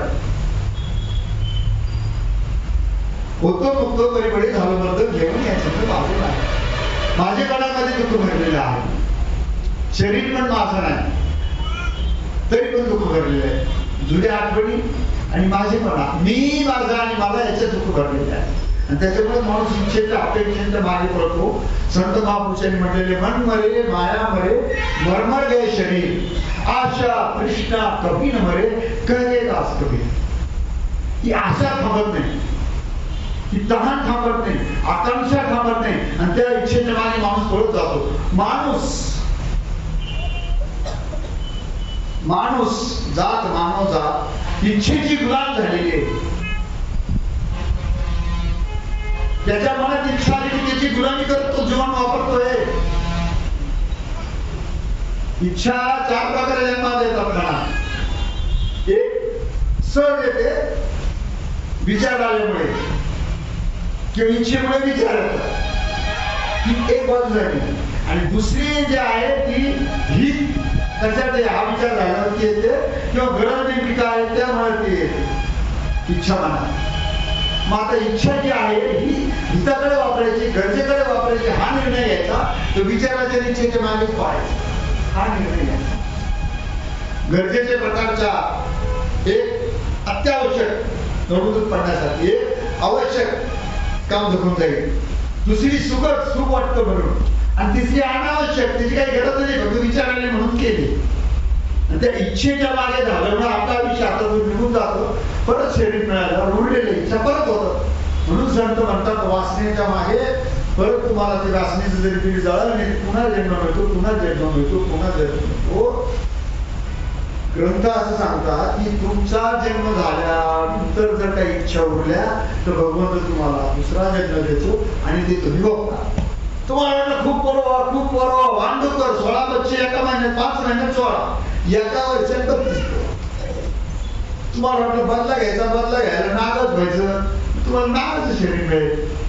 तुम्हाला एखादा लचका काढायचा गुप्त घात, तुम्हाला कुत्र्याचं शरीर मिळेल. तुम्हाला जागीच दूर काय चाललं, तुम्हाला बोक्याचं नाही तर मातीचं शरीर मिळेल. तुमच्या मनामध्ये भगवंताची प्राप्ती व्हावी ही इच्छा होती, मग त्या इच्छेमुळे तुम्हाला हे निसर्गाने सपोर्ट केला. आपल्या मनामध्ये जो विचार दृढ होतो, जे विचार आपण नेहमी करतो तसं आपण घडून चालतो. हा सृष्टीचा नियम आहे. बरं, आता आपण पुढे जाऊ. ही भीती संपली पाहिजे, हा आनंद मिळाला पाहिजे. तर आता या हृदयावर आपण भक्तीचा मार्ग पहिल्यांदा क्लिअर करू. तर भक्तीचा मार्ग क्लिअर करताना परमार्थाचं क्लिअर होईल की आत्मा जो आहे, आत्म्याचं स्वरूप एका बाजूने जर बघितलं, जसं तुम्हाला सुरुवातीला सांगितलं की काय आहे हे तत्व, नाही हे तत्व, दोन्हीमध्ये सगळं ज्ञान संपतं. किती ज्ञानी असला एक तर नाही म्हणत विषय संपला, आहे म्हणत विषय संपला, आहे त्याच्यावर विषय संपला, नाही तर नाही त्याच्यावर विषय संपला. तसं आत्म्याचं एक टोक प्रेम आहे, एक बाजू अपाने की आत्माचे. जसं सत्य असतं ते कडू आणि गोड नसतं, चांगलं आणि वाईट नसतं. तो जे घेईल त्याच्यासाठी ते तसंच सत्य असतं. आपल्याला कृष्णच देव आहे, बौद्धांना बुद्धच देव आहे, जिद्दीची मान्यता आहे. परंतु आपल्या हृदयामध्ये ज्यावेळेला आपल्या जिवंतपणामध्ये एवढा वेळ काढण्यासाठी किंवा आपली उत्कर्ष होण्यासाठी, की आत्मस्वरूपाला प्राप्ती करण्यासाठी निसर्गाने किंवा भगवंताने एक केलं आपल्या हृदयामध्ये. एका बाजूने बघितलं तर प्रेम, आणि त्याचा शेवट आनंदात होईल. नीट लक्षात घ्या, ज्याचं आत्मस्वरूपाची जागृती झालेली आहे. शरीर म्हणून जगणं वेगळं, मी म्हणून जगणं वेगळं, आणि आत्मा म्हणून जगणं हे वेगळं. जे नीच लोक असतात ते शरीराला धरूनच विचार करतात, तेवढंच ते जगतात. आपल्या डोक्यामध्ये जर फक्त व्यक्तीचे स्वतःचेच विचार येत असले तर आपण नीच क्वालिटीचा माणूस आहोत. क्वालिटी आहे आपल्यामध्ये, पण शरीर आहे, पण आपली उच्चता नाही. काही जवळच्या माणसासाठी जगतो, तो मध्यम झाला, आणि विचारांचा विचार करून इतरांना लाभ होईल हा विचार करतो, तो उच्च कोटीचा विचार आणि तो उच्च कोटीचा माणूस. भूमिका तुम्ही लक्षात घ्या. तर मग आत्मस्वरूपाला जर आपल्याला ओळखायचं ठरलं किंवा भगवंताकडे आपल्याला जायचं ठरलं, तर भक्ती म्हणजे काय, विभक्ती संपली. मग आत्मा असो तर भगवंत असो, सूर्य आणि किरण नो प्रॉब्लेम, फूल आणि सुगंध नो प्रॉब्लेम, पाणी आणि ओलावा नो प्रॉब्लेम, गुळ आणि गोडी नो प्रॉब्लेम. गुळे तिथं गुढी आली, पाणी तिथे ओलावा आला, गुढे तिथं सुगंध आला, सूर्य तिथं प्रकाश आला, प्रकाशाशिवाय सूर्य नाही, सूर्याशिवाय प्रकाश नाही. हे निर्मिती. तर आता आपण भक्तीच्या मार्गाने जायचं आहे, आपल्याला आत्मा पण प्राप्त होईल, आत्म्याच्या मार्गाने जायचं आहे, भक्ती पण प्राप्त होईल. मनच सर्व या गुंत्याला कारणीभूत आहे. मालक आहे मन जे आहे, आपल्या आतमध्ये मन जे आहे, हे सर्व गुंत्याला काय. मन म्हणजे काय आहे, भावनेचा बंडल. म्हणजे ज्या भावना आहेत मनामध्ये, जे विचार पक्के झाले, झालं मनासारखं किंवा नाही झालं, त्या ज्या भावनामध्ये आहे हो घातलेल्या, असं व्हावा, तसं व्हावं, हे झालं नाही, ते झालं नाही, असं झालंय, तसं झालं, हा जो भावनेचा बंडल आहे, याचा जो चेंडू आहे ते म्हणजे मन आहे. अनेक जन्मामध्ये जे शरीर मिळाले त्यामध्ये ज्या भावना आहेत त्या सगळ्यात म्हणून जो गोळा झालेला बंडल आहे भाविक भावनेचा, तो आपल्या हृदयात आहे. आणि त्या बंडलामुळेच आपल्याला आनंद किंवा दुःख प्राप्त होते. जर जसा उलगडा होईल किंवा चेंडूचा जो भाजच आहे, कसं आहे की हातीने एकाने सोंड धरली, आंधळ्या माणसाने तो सोंडे सारखा हाती, एकाने शकून धरली म्हणून तो शक्ती सारखा, एकाने पाय झाला म्हणून तो पायासारखा आहे, एकाने असं झाला म्हणजे डोंगरासारखा आहे. सगळ्यांचं म्हणणं खरं, पण हाती तेवढा नाही, त्याच्या पुढचं आहे. तसं आपले जे काही जीवाचे बाकी जे भोग राहिलेले बाकी असतील ते पुढे भोगण्याच्या आकांक्षा बाकी असतील त्या, किंवा जे जास्त भोगल्यामुळे त्यामुळे ओढ निर्माण झाली ते, हे सगळं जे गाठोडं आहे अख्खं ते म्हणजे मन आहे. त्याला आपण चंचल म्हणतो. तसं नाही, त्याचा उलगडा होत चालतो. तर मग आता पुढे चालून एक आता आपण पॉइंट्स वर येऊ. ऐकताना सगळे नीट लक्षात घ्या. एकदा ऐकलं आयुष्यभरची तुमची काळजी पडून जाईल. प्रेमाची सुरुवात आनंदात होणे किंवा आनंदाची सुरुवात प्रेमात होणे याचं नाव आत्मस्वरूप. जसं रुपयाला दोन बाजू नाण्याला तशा आत्म्याला आनंद एक आहे आणि प्रेम एक आहे. आणि हे कुठे जन्म घेतं? हे हृदयात जन्म घेतं. भावाचा जो जन्म आहे तो हृदयात होतो. म्हणून या हृदय केंद्रावर सगळ्यांनी जबरदस्त दिलेलं दिल. शांततेने तुम्ही लक्षात द्या. प्रेमाचा जो शेवट आहे, प्रेम जे आहे आपलं प्रेम जे उठतं ते प्रेम नंतर घृणेत जातं. प्रेमाचं रूपांतर थोडस मोहात होतं, मोहाचं रूपांतर घृणेत जातं आणि घृणानंतर पीडा जन्माला येते. प्रेमाचा शेवट कशाचा? तर पीडा जन्माला येते. आणि आनंदाचा सुरुवात पण आनंद आहे, अखंड झाल्यावर पण आनंद आहे, आनंदाच्या शेवटी पण आनंद आहे. म्हणून संत काय म्हणतात? आनंदाचे डोही आनंद तरंग. आनंदाची आनंद, आनंदाची आनंद आणि आनंदाची आनंद. मग आपल्याला बसल्या बसल्या कुठं प्रेम कुठं जन्म घेतं? हृदयात. आनंद कुठे जन्म घेतो? हृदयात. मग हृदयाशी, आपल्या स्वतःच्या हृदयाशी जर आपले संबंध चांगले असले किंवा आपण आपल्या हृदयामध्ये असलो, हे ईश्वर निर्मित आहे. एक हृदय संपूर्ण पृथ्वीला प्रेम देऊ शकतं, अनेक ग्रहांना देऊ शकतं, अखिल ब्रह्मांडांना, सगळ्या ब्रह्मांडाला देऊ शकतो. एवढं प्रेम त्याचे, आनंद पण त्याचे. आत्म्याचं जे मूळ स्वरूप आहे, त्याला आत्मशब्द वापरला गेला, ते स्वरूप असं आहे की प्रेमानंद. त्याग केला की आनंद मिळतो, भोग केले की रोग येतो, सुखसुखाची आज्ञा. तर मग हे प्रेम आणि हा आनंद आपल्या हृदयात असतो. मग आता आपल्याला एक उपाय देतो जागण्याचा, ज्याने परमार्थ पण होईल आणि प्रपंच पण होईल. ज्याचं तोंड भगवंताकडे आहे, जो हृदयामध्ये अंतर्मुक्तेने बघतो, आपल्या आतमध्ये सगळ्या ज्या उठणाऱ्या लहरींवरती जो निरीक्षण ठेवतो, आपल्या आतमध्ये उठणाऱ्या भावावर जो लक्ष ठेवतो, आपल्या श्वासाच्या फायरिंगने आपल्याला गचका मिळाल्याने, आपण फोनवर काही मजकूर ऐकल्याने, आपल्या चांगले माणसं जवळ आल्याने, जे मनामध्ये जे मानसिक तरंगाची देवाणघेवाण होती, भावाचं जे आपल्यात चेंज होतं ना, ते आपल्याला आतमध्ये होणार जे मानसिक परिवर्तन, भाव आणि भावनेचो आपला आयुष्य चालला. त्याची निर्मिती हृदयामध्ये आहे. ह्या हृदयामध्ये एवढं प्रेम, इतकं प्रेम, इतकं प्रेम भरले, त्याचे समुद्र आहे. येशू मसीह होते, त्यांच्या शिष्यांनी त्यांना पटल्यामुळे पायाला 2 गज मारले, मग त्यांनी हाताला 2 गज मारले आणि शेवटचा खेळात त्यांच्या डोक्याला भेटायचा. त्यांच्या हृदयामध्ये प्रेम. परिणाम काय आला? त्यांच्या हृदयामध्ये प्रेम भरलं होतं. परिणाम काय आला? ते शिष्यांना त्यांचं वर्चस्व मान्य नव्हतं. त्यांचे जे उत्तराधिकारी जवळच होते, त्यांना त्यांचं अस्तित्व मान्य नव्हतं. आता त्यांनाच मोठवायचं. मग हे संपल्याशिवाय आपल्याला ही गादी मिळणार नाही, या दृष्टीने त्यांनी ते पावलं उचलले. पायात खेळ ठोकले, हातात खेळ ठोकले आणि मग शेवटचे ते म्हटले, ते काय म्हटले? आता तुझ्या डोक्यामध्ये खेळ ठोकायचा आहे, तुझी शेवटची इच्छा काय ती मला सांग. मला म्हटले, येशू मसीह आला, लोक दुसवर लावले त्याला, आणि तू कसा आहेस आता? तो म्हणजे मी खूप आनंदी आहे आणि आम्ही तुझ्या डोक्यामध्ये खेळ ठोकणार आहे. ठोकून द्या म्हणे, वाईट होईल, फार चांगलं होईल. कसं चांगलं होईल? आम्ही तर तुझा जीव म्हणून राहिलो, चांगलं असतं होईल. म्हणजे हे बघ, हे जे खोटे हे डोक्यात धंदे, म्हणजे मूळ शरीर हीच एक काळजी आहे. सगळ्या वेदींचं मूळ शरीर आहे. तुम्ही ठोकल्यामुळे त्याचं जाणं सगळं बंद झालं. डोक्यात ठोकल्यामुळे विमुक्त होईल. येशू नावाच्या भाकरीतून मी बाहेर पडल्यामुळे मी आणि माझं दुःख सगळं समजून निघून जाईल, माझं परमात्म्याशी एकरूप होईल, असा पण मी वैतागलेला होतो. ध्यान करणं, जप करणं, नामस्मरण करणं हे भगवंताला मिळण्याचीच माझी इच्छा होती.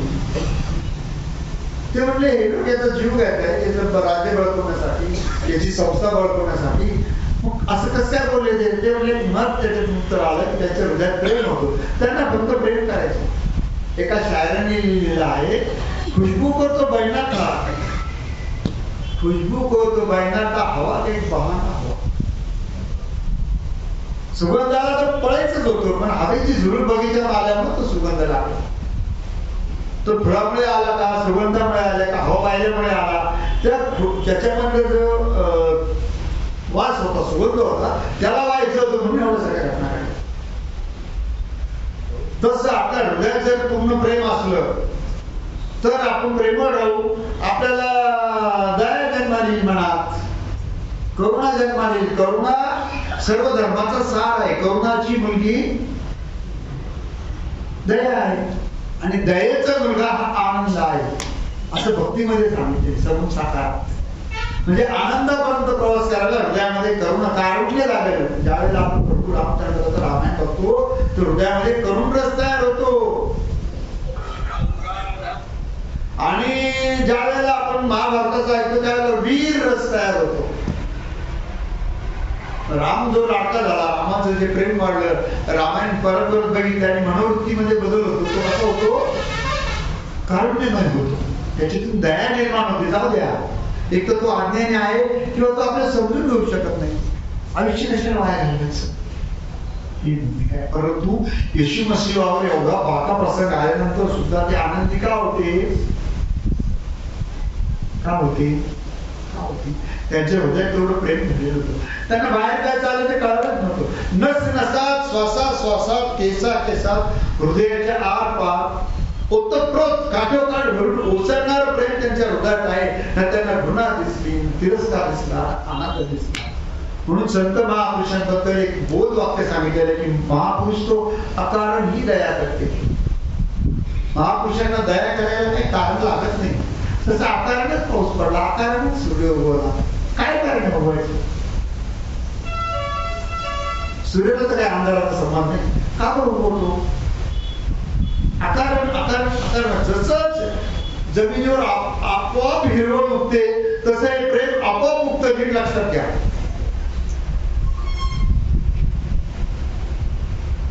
जेव्हा कारुण्य रस जर तयार झाला तर संत जे ग्रंथ सांगतात त्याच्यामधून आपल्या आतमध्ये 9 रसापैकी जे प्रमुख रस आहे, पवित्रता, शुद्धता, उदात्तता, भव्यता, दिव्यता, विशालता, उदार, कृतकृत्य, प्रसन्न, तृप्त, हे जे अनेक प्रकारचे गुणाचं भांडार आहे हे सगळं आपल्या हृदयात जन्माले. सकारात्मक, पॉझिटिव्ह. अहो कुणी मारामाऱ्या केल्या तरी सूर्य काय म्हणत नाही काय. एखाद्याने डबे भरून नदीचं नेलं, तू जेव्हा टाकायची भतीकडे घेऊन चालला, आता तुला पाणी द्यायचं. वाकडी तिकडी वाहिल्यामुळे नदीचं पाणी वाकड होत नाही. जाड बारीक किंवा वाकडा तिकडे ऊस असला म्हणून त्याची गोडी कमी होत नाही. हा निसर्गाचा नियम आहे. चांगलं किंवा वाईट वागलं तरी सुद्धा झाडं आहेत, फांदी तोडली तरी ती परत उगतच राहील. आपण झाडं घेऊन फिरू शकत नाही ना. तसं परमार्थामध्ये बीजमंत्र देतात सद्गुरू. बीजमंत्र म्हणजे ते अनेक झाडं देतात. जशी एक निंबोळी दिली त्यांनी, किती करोडो वृक्ष त्याच्यातून जन्माला शकतील. त्याचं जे बीज आहे निंबोळी. निंबोळी म्हणजे करोडो करोडो अर्ब झाडं. एक बी म्हणजे एवढे. आणि असा जे मंत्र देतात की त्याच्यातून पुढं कल्याण कल्याण आणि कल्याणच होणार आहे, त्याला बीजमंत्र म्हणतात. राम राम सगुच कहे चोर ठक ठाकुर और चोर, जिस नाम से राम मिले हो ना. भगवंताचं जर प्राप्ती करायची असेल तुम्हाला तर प्रेमाने नामस्मरण घेता आलं पाहिजे. आणि या प्रेमाला जर जागा करायचं असलं करुणेने, तिरस्काराने, अनादराने, संस्काराने, संस्कृतीने, काही जाणीव नसल्यामुळे, बुद्धी बधीर झाल्यामुळे, संगतीने, सोबतीने, समोरच्या घडामोड्या पाहून जर त्याचे प्रभाव हृदयावर वाढले त्याचे प्रभाव जर उदार राहिले तर मग प्रेमाची जागा स्वार्थ घेते, आसक्ती घेते, अनाचार घेतात, संपत्ती घेते, स्वार्थ घेतो, माझं माझं तुझं माझं हे घेतो. आणि त्यामुळे जे प्रेमाचा जो समुद्र पाहिजे त्याच्यामध्ये उगवले जात नाही. आपण म्हणत समुद्र कसं काय उगवत, एक ऐका, एक हौद तयार केला, माती आणली, दगड आणली, विटा आणल्या, सिमेंट आणलं, त्याला प्लॅस्टर केलं, त्याच्यामध्ये टँकरने पाणी भरलं, मटेरियल गोळा केला आणि टँकरने पाणी भरलं. ही पाणी मिळवण्याची एक पद्धत. बरोबर. दुसरी पद्धत वीर खाण्यास सुरुवात केली, दगड काढले, मुरुम काढला, गोटे काढले, सगळं केलं, मग तेच पाणी आलं. म्हणजे एकीकडे मटेरियल गोळा करून जे पाणी आपण गोळा करतो त्याला वास येतो. म्हणून जिवंत महापुरुषांच्या संतांच्या सहवास आल्याशिवाय जिवंत सत्संग मिळत नाही. ग्रंथांचं वाचन म्हणजे हौद आणून पाणी स्टॉक करणे आहे, ते त्यांचं पाणी आहे, तो त्यांचा हौद आहे, ते त्या युगातलं आहे. कृष्ण होते फास्ट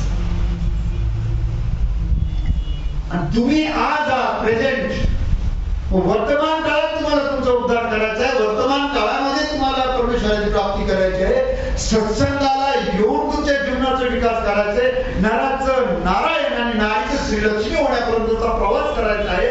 आणि या प्रवासामध्ये जर तुमचा क्लेश, आसक्ती, भोग, विकार जर त्यांनी काबूल केलं, ढगल जर त्याचे जास्त आले तर प्रेमाचा प्रभाव कमी पडेल. आता गारवा आहे, आपण उन्हाळ्यात गरम वातावरण आहे, हिवाळ्यात झालं तर आपल्याला अजून थंडी वाजेल. तसं जे वातावरण आहे आताचं वातावरण कलियुगात आहे. कलियुगामध्ये शरीर आणि शरीराला लागून आलेल्या ज्या काही घडामोडी आणि घटना आहेत त्याच्यावरती जगाचा जास्त प्रभाव चाललेला. मी माझं कुटुंब, मी सुखी आलं जगाची आगाऊ काय घेणं नाही आम्हाला. या भावना तयार व्हायला अपडेट केलं तर आपला वेळ नाही पडणार. तर पुढची गोष्ट सांगायची अशी, कुठे आला तर विषय आपला,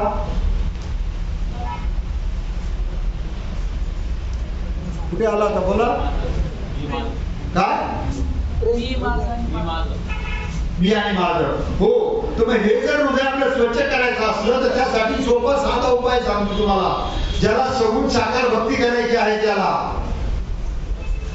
नीट ऐका. काय सोपा साधा विचार सांगतो, ज्याला भक्ती करायची आहे फक्त नामस्मरण करा. नामस्मरण करत राहिलं त्याचे शेवटीचा जो नामाचा जो रस तयार होतो त्या रसाने बाधक ठरणारे जे रस आहे त्याच्यावर मारा होतो. जर राग आल्याने संताप होतो, तसं नामस्मरण केल्याने समाधान वाटतं, दया येते, आनंद वाटतो. म्हणून जे जीव सर्वसामान्य आहे त्यांनी नामस्मरण करावं. नामस्मरण उद्धार होईल. संत सांगतात की मेरे राम का एक बार नाम लिया तो पहाड़ों जैसा पाप भी तेरा जल जाएगा. डोंगरा एवढं जर तू पूर्वी भविष्यामध्ये पाप केलेलं असेल तर माझ्या रामाचं नाव एकदा जरी घेतलं तरी संपूर्ण तुझे पापाचे डोंगर जळून जातात. याचा अर्थ असा नाही पाप करायला लायसन्स मिळालं. नामस्मरण घेतलं रावणाने, तो राक्षस होऊन बसला.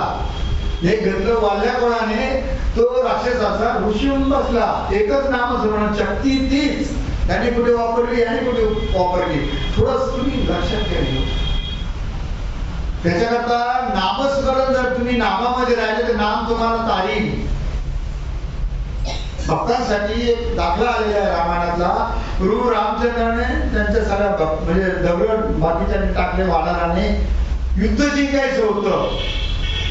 आपल्याला आता मोह माया षडविकारांचं युद्ध जिंकायचं आहे, जन्म मृत्यूचं युद्ध जिंकायचं आहे, मृत्यूला आपण जिंकायचं आहे.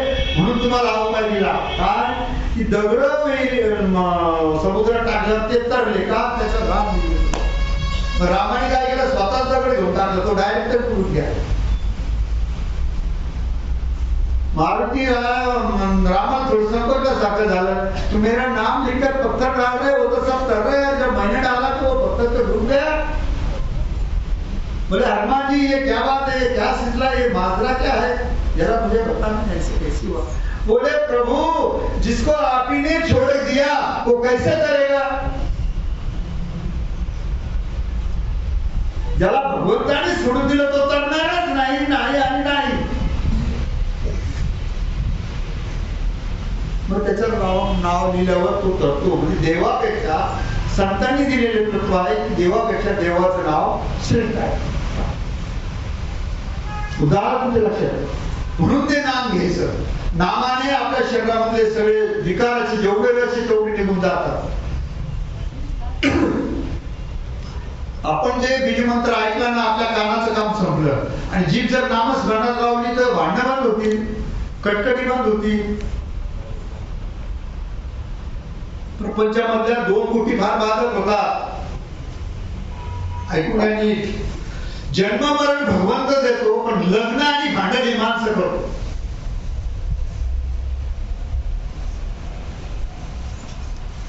आणि लग्न करणं 85% देवाची इच्छा त्याच्यामध्ये आहे, बरोबर आहे.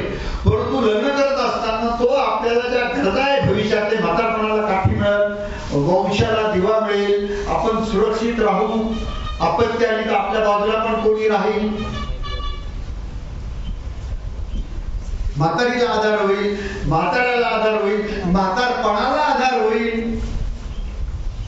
संसारी लोक आपल्या जीवनाची जी बेस्ट क्वालिटी ती आपल्या पोरांना देतात. लाईफ मध्ये दाखवी 100%. स्वतःचा सदरा 150चा, पोराचा 250चा, स्वतःचा चष्मा 2000चा, 5000चा, स्वतःचा बूट 1800चा, त्या पोराचा बूट 7-8 हजाराचा. स्वतःहून स्वतःची दाढी वाढेल, मिळेल, पोरा 500 रुपये देऊन दाढी करून आणि आपलं घरचं खाणं बाजरी भाकरी 200-100 रुपयाची, त्याची हातीची पार्टी 2000ची, पण तरी ते खर्च का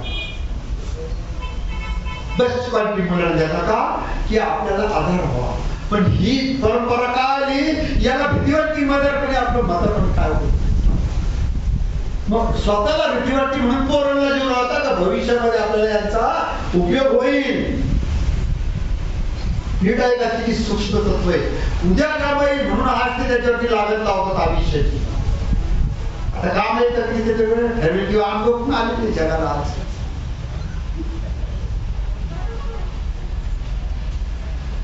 एका प्रेताला विचारायला लावलं गुरुने की बाबा हे प्रेत मेलं पण का बरं काहीच बोलत नाही, ते जळत होत पदार्थ. मी प्रेता तू तर जिवंतपणे इतका तापट होता, तुझ्या नाकात तुला माशी बसलेली सहन होत नव्हती, आलेला कार्य तुला सहन होत नव्हतं. तू मारायला निघायचा, पेटवायला निघायचा, तोडायला निघायचा, कोणते धरून पळायचा, आणि आता तू एवढा गप्प का आला. म्हणजे काय करू मला गरज वाटत. पण आता प्रश्न असा झाला, मला टेबा लावला तो माझ्या वंशाचा मोठा पारवा होता. म्हणजे मी लाकडं घातले 7 मन शंभर एक व्यवस्थित खाली कप्पी घसरून मी घसरून चांगला जळायला पाहिजे, ते सारे माझे मित्र नातेवाईकच होते. एवढंच काय सांगू म्हणे मी, ज्या वेळेला माझं म्हणजे गारव्यामुळं थोडं पेटायला थोडी दचक झाली, तो वरून मीठ टाकणारे पण माझेच होते ना म्हणे. आता मीठ टाकणारे माझे, रचणारे माझे, मला सुतळीला बांधून आणणारे माझे, आणि मला टेबा लावणारा सुद्धा माझेच रे. आता काय बोलू, काय राहू. आपल्याच जणांनी असा घात केला, पण मी काय बोलू, मला बोलू. मी त्यांच्यावर विश्वास. संतांनी सांगितलेलं आहे, दुसऱ्या वेळी विसंबला त्याचा कार्यभाग बुडाला, जो स्वयची कटला तोची भला. खुद ही को कर गुना जितना, खुदा हर तकदीर से पहले अपने बंदे से पूछे, बता तेरी रजा क्या है, तू राजी काय आहे, तुझी मर्जी काय आहे, हे भगवंताने आपल्याला विचारलं पाहिजे. असा तू स्वतःला मजबूत कर. थोडासा विषय चेंज होतोय आपल्या एक नंबर स्लाइड त्याची, पण त्याची झालत फार चांगली आहे, बघून घ्या. मग विश्वास डगमगतो, अविश्वास होतो, विश्वासाचा घात होतो. हे प्रकार ज्याचे होतात आणि विश्वास संपतो, त्याने काय करावं, त्याने कसं वागावं. विश्वास दाखवलेला चांगला की विश्वास ठेवलेला चांगला. जेवढे संसारामध्ये विश्वासघात झाले ते ठेवल्यामुळे झालेले आहेत. मग आपल्या जीवन प्रक्रियेमध्ये विश्वासाला स्थान देऊन, विश्वासाला मान्यता देऊन त्या रस्त्याने जायचं का की ज्याच्यात अनेक जणांचे घात झालेले आहेत. तर त्याच्या पुढचा कोणता एखादा रस्ता आहे. हो हो हो, ज्ञानाने त्याच्या पुढचा रस्ता दिलेला आहे, तो विश्वासाचा. तो म्हणजे सत्सत्य बुद्धी. सारासार बुद्धी, नीट ऐका, सारासार विचार करून सब विवेक प्लस मायनस तिन्हीचा स्टडी करून घेतलेला डिसिजन, त्या बुद्धीने जर आपण निर्णय घेत गेलो तर आपल्याला विश्वासाच्या आधाराची गरज पडत नाही. विश्वासाचा आधारच घेता नाही म्हणजे विश्वासाचा घात पण होत नाही. हे कलियुग आहे आणि कलियुगामध्ये विश्वास ठेवणं, विश्वासाच्या आधारावर चालणे आणि व्यवहारावर चालणे, एका बाजूला इमोशनल, एका बाजूला प्रॅक्टिकल. हल्ली सगळं प्रॅक्टिकल कडे पळत आहे आणि ज्याला चांगलं वागायचं त्याला पण अडचणी आलेल्या आहे. युरिया सुपर फॉस्फेट आणि सुपराचं जेवण करून त्याच्या हृदयामध्ये, त्याच्या मनामध्ये, त्याच्या अंतःकरणामध्ये, त्याच्या बुद्धीमध्ये आवेग आले. आवेग वृत्ती प्रवृत्तीकडे चालली, दुष्प्रवृत्तीकडे चालली. तो ठरवतो, अंतर्मन वेगळं म्हणतो पण बाहेरचं मन असतो. अंतर का मन तो उच्च है लेकिन बाहर का नीचे हो गया. अशा काय भाऊ तिथे दो उच्च मनाचा नीचे मन दोघं भाऊ संख्या भाऊ, अशी परिस्थिती तयार झाली. आता इथून पुढे विश्वासाचा घात होऊन भविष्यात जोपासण्याकरता सतत विवेक बुद्धी वापरायला शिका, हे ज्ञान सांगते. आणि भक्ती सांगते, हरीचे भरोसे हाके पाणी, तेरा बेड़ा पार हो जाए. राम रची सोई होई जो राम रचना. जर सगळंच परमेश्वर करणार असेल तर भगवंतांनी गीता कशा सांगितली असती? तू बाण घेत मारायला चालू कर, म्हणजे तू सक्रिय हो, तू तुझं कर्म कर. आणि सतत विवेक बुद्धीच शिकवलेली भगवंतांनी गीतेमध्ये, कशाची कसं वागलं पाहिजे. तुझे माझे काय आहे का? मी माझ्या बाबांना विचारलं, स्वामीजींना विचारलं, स्वामीजींनी मला उत्तर दिलं, तुझं माझं काय असतं का जगामध्ये? बरोबर काय आणलं का? नाही. बरं काही घेऊन जाणार का पुढं? नाही. बरोबर काय आणलं? बरोबर काही नेलं नाही. सुवानाच्या बरोबर जन्माला आला तू एकटाच जाणार. कसा आहे? एकटाच जाणार आहे. ज्यांनी जन्म दिला ते दुसरे, ज्यांनी दूध पाजले ते दुसरे, ज्यांनी लहानचं मोठं केलं ते दुसरे, जे खांद्यावर घेऊन जातील ते दुसरे, ज्यांनी पेढे वाटले ते दुसरे, आणि जे जाऊन करतील जन्माला होतील ते पण दुसरेच. तू एकटा जन्माला एकटा मरणार आहेस, हे तू ध्यानात ठेवलं पाहिजे. आणि जन्माला येण्या अगोदरही तू होता आणि मेल्यानंतर पण तू राहणार आहे. याच्यामध्ये मानव जन्मामध्ये कसं वागलं पाहिजे हे सूत्र मुळात आहे. मानव जन्मामध्ये चांगलं वागायचं, वाईट वागायचे भूतकाळ ठरवते नाही, वर्तमान काळात ठरवते. म्हणजे अगोदर जर निर्णय किंवा वेळेवर निर्णय घेऊन व्यवस्थित वागलं तर चांगलपणा निर्माण होईल. आपल्याला कोणती दिशा द्यायची ते आपल्या हातात राहील ना. भविष्याचे दडपण उडावर घेऊ नका, मागच्या आठवणीच्या काळज्या आणि भीत्या उडावर घेऊ नका. म्हणजे वर्तमान काळात तुम्ही प्रसन्न राहा. आपला मूळ विषय भक्तीकडे जाण्याचा, त्याच्यामध्ये प्रेम उचललं पाहिजे. आपल्याला प्रेम करायचं ना. जशी येशू मशे म्हणजे माझा जीव गेला तर भगवंत अशी मला जवळ जाता येईल, त्याचे दुबाईच्या पेढीची नाही तरी शरीर एक गांधीचे. आज न उद्या अभ्यास करून मारायचा, आज म्हणलं तरी चालेल. पुढे लोक मारून राहिले, आपलेच मार राहिले.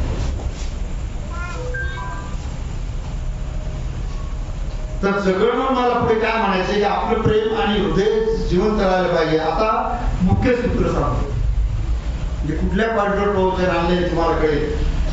न जीवो अभाव में, आपल्या जीवनात जे कमी आहे, जे त्रुटी आहे, जे उणिया आहे, जे राहून गेलेलं आहे, जे निघून गेलेले, उस अभाव में न जीवो. जे निघून गेलं, जे राहून गेलं, जी उणीव राहिली ते सगळं भूतकाळाचा मला, त्याच्या प्रभावामध्ये जगू नका. याचा म्हणजे अभाव में मत जीवो. न जीवो प्रभाव में. बंगला बांधला, पोराला नोकरी लागली, पैसेवाले झाले, जमीन घेतली, याही प्रभावात जगू नका. न जीवो अभाव में और न जीवो प्रभाव में. आज जीवो अपने स्वभाव में. और अपना स्वभाव क्या है? प्रेमानंद.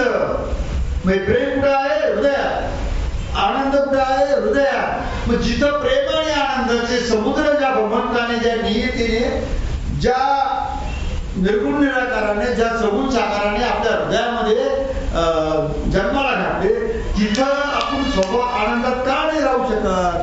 प्रेमात का राहू शकत नाही? कान राहतो, नाक राहतो, डोळे राहतात, हाडकं राहतात, मांस राहतं, नसा राहतात, एवढं सगळं राहतं, पण मग आनंद का नाही? प्रेम का राहत नाही? पहिले प्रेम, मग भाव, मग भावना, मग विचार, मग संकल्प, मग कृती. विचार तर करा. पहिले आनंद आणि मग बाकीचे गोष्ट. प्रेमाचा आणि आनंदाचा जर उपभोग तुम्हाला घ्यायचा असेल तर अडचण काय आहे त्याच्यामध्ये? आत्मस्वरूप हे प्रेमानंद आहे, मी तुम्हाला समजून सांगितलं. आणि प्रेम आणि आनंदाच्या रस्त्याने जाण्यासाठी परमार्थ आहे. भगवंतानी जी निर्मिती केली फक्त प्रेमाची आणि आनंदाची चव घेण्यासाठीच केली. प्रेम फक्त देणं जाणतं, ते प्रेम. सावधानता ठेवून, स्वतःला राखीव ठेवून, गाडी सारखं रिझर्व ऑफ ठेवून जर केलेलं प्रेम असेल तर ते प्रेम नाही, ते कर्तव्य असू शकतं, जबाबदारी असू शकते, किंवा व्यवहार पण असू शकतो, व्यापार पण असू शकतो. माझं बापूचं माझ्यावर प्रेम आहे, बापूने मला कुठं आणून दिलं, माझ्या बापूर प्रेम आहे, मी बापूला एखादा मंत्र देऊन टाकला, सौदा झाला. हे प्रेम नाही. ज्याच्यात दिले घेतलं जातं तो व्यापार आहे. प्रेम करणं हे वेगळं.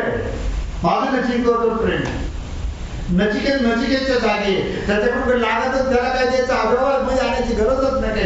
प्रेम हे फक्त प्रेम असतं. प्रेम नुसतं प्रेम असतं, तुमचं आमचं सेम असतं. ते आपल्याला कळत नसतं, ते आपल्याला समजत नसतं. त्याच्यामध्ये व्यवहार घुसतो, त्याच्यामध्ये आसक्ती घुसते, मला पाहिजे घुसतं, असं सत्ता घुसते. ज्याही प्रेमामध्ये विकासाऐवजी, नीट शब्द ऐकून घ्या फार गंभीर, ज्याही प्रेमामध्ये विकासाऐवजी वर्चस्व लागतं, सत्ता लागते, स्वतःचे निर्णय लागतात, ते प्रेम नाही. ज्या प्रेमामध्ये समोरच्या व्यक्तित्वाचा, समोरच्या व्यक्तीचा फक्त विकास होईल, ज्याला मदत होईल, मागल्यानंतर नाही, न मागता होईल, अगोदर काळजी घेऊन केले जाईल, ते प्रेम आहे. प्रेम जाणता येणं नाही जाणत. सुईच्या टोकामध्ये आपण जेव्हा शिवतो तिथून 2 मिनिटं त्या होलमध्ये जाऊन येऊ शकतील, पण प्रेम गेल्यानंतर परत येणार नाही. ज्या प्रेमात मी उरतो ती आसक्ती, तो स्वार्थ, मी काय केले राहते, ते प्रेम नाही. गिद्धराज ज्या वेळेला रावणाने विचारलं गरुडाला की मी तुझा खांदा तोडतो, त्याने विचारलं मृत्यू कशाचे, म्हणे माझ्या उजव्या पंखात, त्यांनी मारून टाकलं जटायूला. ते प्रेम. त्याला माहित होतं काय, पंखा तुटला म्हणजे आपण मरून जाणार आहे, तुला रामाची शपथ आहे, मला सांग तुझं मरण कशाचे. त्यांनी काय केलं, उजवा पंखा कापून टाकला, गिरड खाली पडला नाही ना गिरडाला. मग रामाला त्यांनी निरोप देऊन टाकला, सीताईकडे गेली, रावणाने पळून गेली. त्याला माहित होतं हे सांगितलं आपण मरू, हे माहित होतं की हे उत्तर दिलं आपण मरू. प्रेम पितामह भीष्मांचं. ते म्हणले की तुम्ही अशी व्यक्ती समोर आणा की त्याच्या मी मरून जाईल. स्वतःला मृत्यूचं दान होतं, इच्छा मरणाचं. ज्याला इच्छा मरणाचं दान आहे त्याने उपाय दिला की मी कशाने मरेल, ते प्रेम. मी कशाने जगेल, मी कसा राहील, माझं अस्तित्व कसं राहील, मी मोठा कसा होईल, माझा संग्रह कसा होईल, माझा प्रॉपर्टी कशी वाढेल, हे प्रेम नाही. हा व्यापार, हा व्यवहार. म्हणून ज्यावेळेला शेवटचा प्रसंग आला महाभारतामध्ये, पितामह भीष्माला मधुसूदन भगवान कृष्ण तिथे उभे राहिले तोंडाजवळ, सगळ्यांनी हात जोडले आणि पहिल्यांदा अधिकाराने भीष्माने वापरली, पायाजवळ कृष्णाला पायाजवळ गेलं. कृष्ण हात जोडून होता. मग बाकीच्याने त्यांनी विचारलं धर्मराजाने, तेव्हा कृष्णाला म्हणून देवाला तुम्ही पायाजवळ बोलत. भीष्म म्हटले माझं शरीर हलू शकत नाही, तर मला जाताना त्याचे डोळे पाहून जायचं, त्याचा चेहरा पाहायचा होता, म्हणून कृष्णाला पायाजवळ बोलवलं. किती भीष्म. म्हणजे भगवंताला पायाजवळ बोलण्याची, माझ्या पायाजवळ उभा म्हणजे त्याच्यात ताकद आहे. तो स्वतःच्या मरणाची सूत्र देतो. ज्यांनी इच्छा मरण जिंकलेलं आहे ते प्रेम. आपण प्रेम नाही करीत, प्रेमाच्या नावाने व्यापार करतो, पण त्याच्यात यश येत नाही. एक मुलगी एक मुलाशी प्रेम करते, एक नवरा एक बायकोशी प्रेम करतो आणि माता बरोबर ते भांडत राहतात, एकमेकांना नाव ठेवतात. त्यांना जर प्रेम झाले तर त्यांच्या डोळ्यात ते भाव दिसतात का? प्रेम हे नेहमीची तरुण असतं, ते कधी म्हातारं होत नसतं. शरीर म्हातारं होतं, मन म्हातारं होत नाही. प्रेम कसं होईल? प्रेम पण होणार नाही, आनंदही म्हातारं होत नाही. म्हाताऱ्या माणसाला आनंद वाटला, तरुणाला वाटला, तरुणीला वाटला, म्हाताऱ्या माणसाला नातवाचं प्रेम वाटलं काय, आणि प्रियकराला प्रेयसीचं प्रेम वाटलं काय? प्रकारता जास्त असेल. प्रेम परमप्रेमाजवळ जाऊन थांबतं. तसं परमप्रेम आपल्या हृदयामध्ये जर लागत असेल तर आपल्याला फक्त जटायू सारखं किंवा पितामह भीष्मासारखं आपलंच रहस्य सांगून स्वतःला सांभाळावं. ज्या प्रेमात मी उरेल ती आसक्ती, ज्या प्रेमाचं पात्र उरेल ते परमप्रेम. आणि त्याही पुढे आहे भगवान, म्हणजे त्याही तुमचं तत्वज्ञान ऐकून घ्या की प्रेम करायला दोन जण लागतात. प्रेम करणारा आणि प्रेम स्वीकार करणारा. अतिशय सूक्ष्म जर अभ्यास केला तर अहंकार तिथे आहे. प्रेम करणारा पण अहंकारी आहे, मी आहे म्हणून तो प्रेम करू शकतो. आणि प्रेम ज्याला जाणवतो तोही अहंकारी आहे की तो प्रेम करतोय त्याला कळतं. मग राधा माता आणि कृष्णाचा संवाद आहे वैकुंठातला. राधा माता म्हटली की मी तुमच्यावर प्रेम करते, एवढं कोणी करेल का? म्हणे नाही करणार. म्हणे मग आता म्हणे मी आयुष्यभर ऋणी आहे. कोण म्हणे? भगवान श्रीकृष्ण म्हटले की मी आयुष्यभर तुझ्या प्रेमामध्ये राधे ऋणी राहील, कर्जदार होईल, मी हे फेडू शकत नाही. म्हणजे तू हे फेडू शकत नाही सांगतो, तू कर्ज ठेवतो, पण तू माझा प्रेम का नाही करत? भक्तीचा विषय आला म्हणून सांगतो, तू माझा प्रेम का नाही करत? ऋण कशाकरता ठेवतो? तू तर प्रेम सागर आहे ना. तू इतरांच्या हृदयामध्ये प्रेम निर्माण करतो, इतरांना प्रेमाचे समुद्र देतो, मग तुला माझ्या प्रेम करायला काय अडचण आली? तिथं भगवंताने सांगितलं, राधा तू मला मी समजते आणि मी तुला मी समजतो. देव घ्या.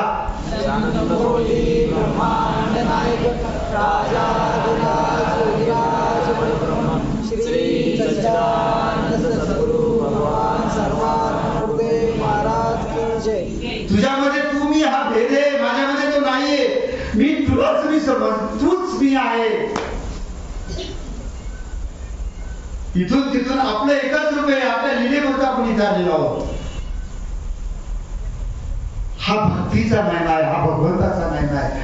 तर भक्ताला भगवंत मी समजतो. देवाचा जन्म का होतो? आणि संत काय सांगतात? संत असे म्हणतात, आधीचे ना मधीचे आम्ही देवाच्याही आधीचे.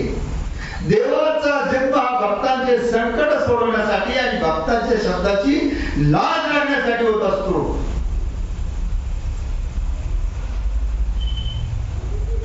म्हणून भगवंताशी सगळेजण प्रेम करतात.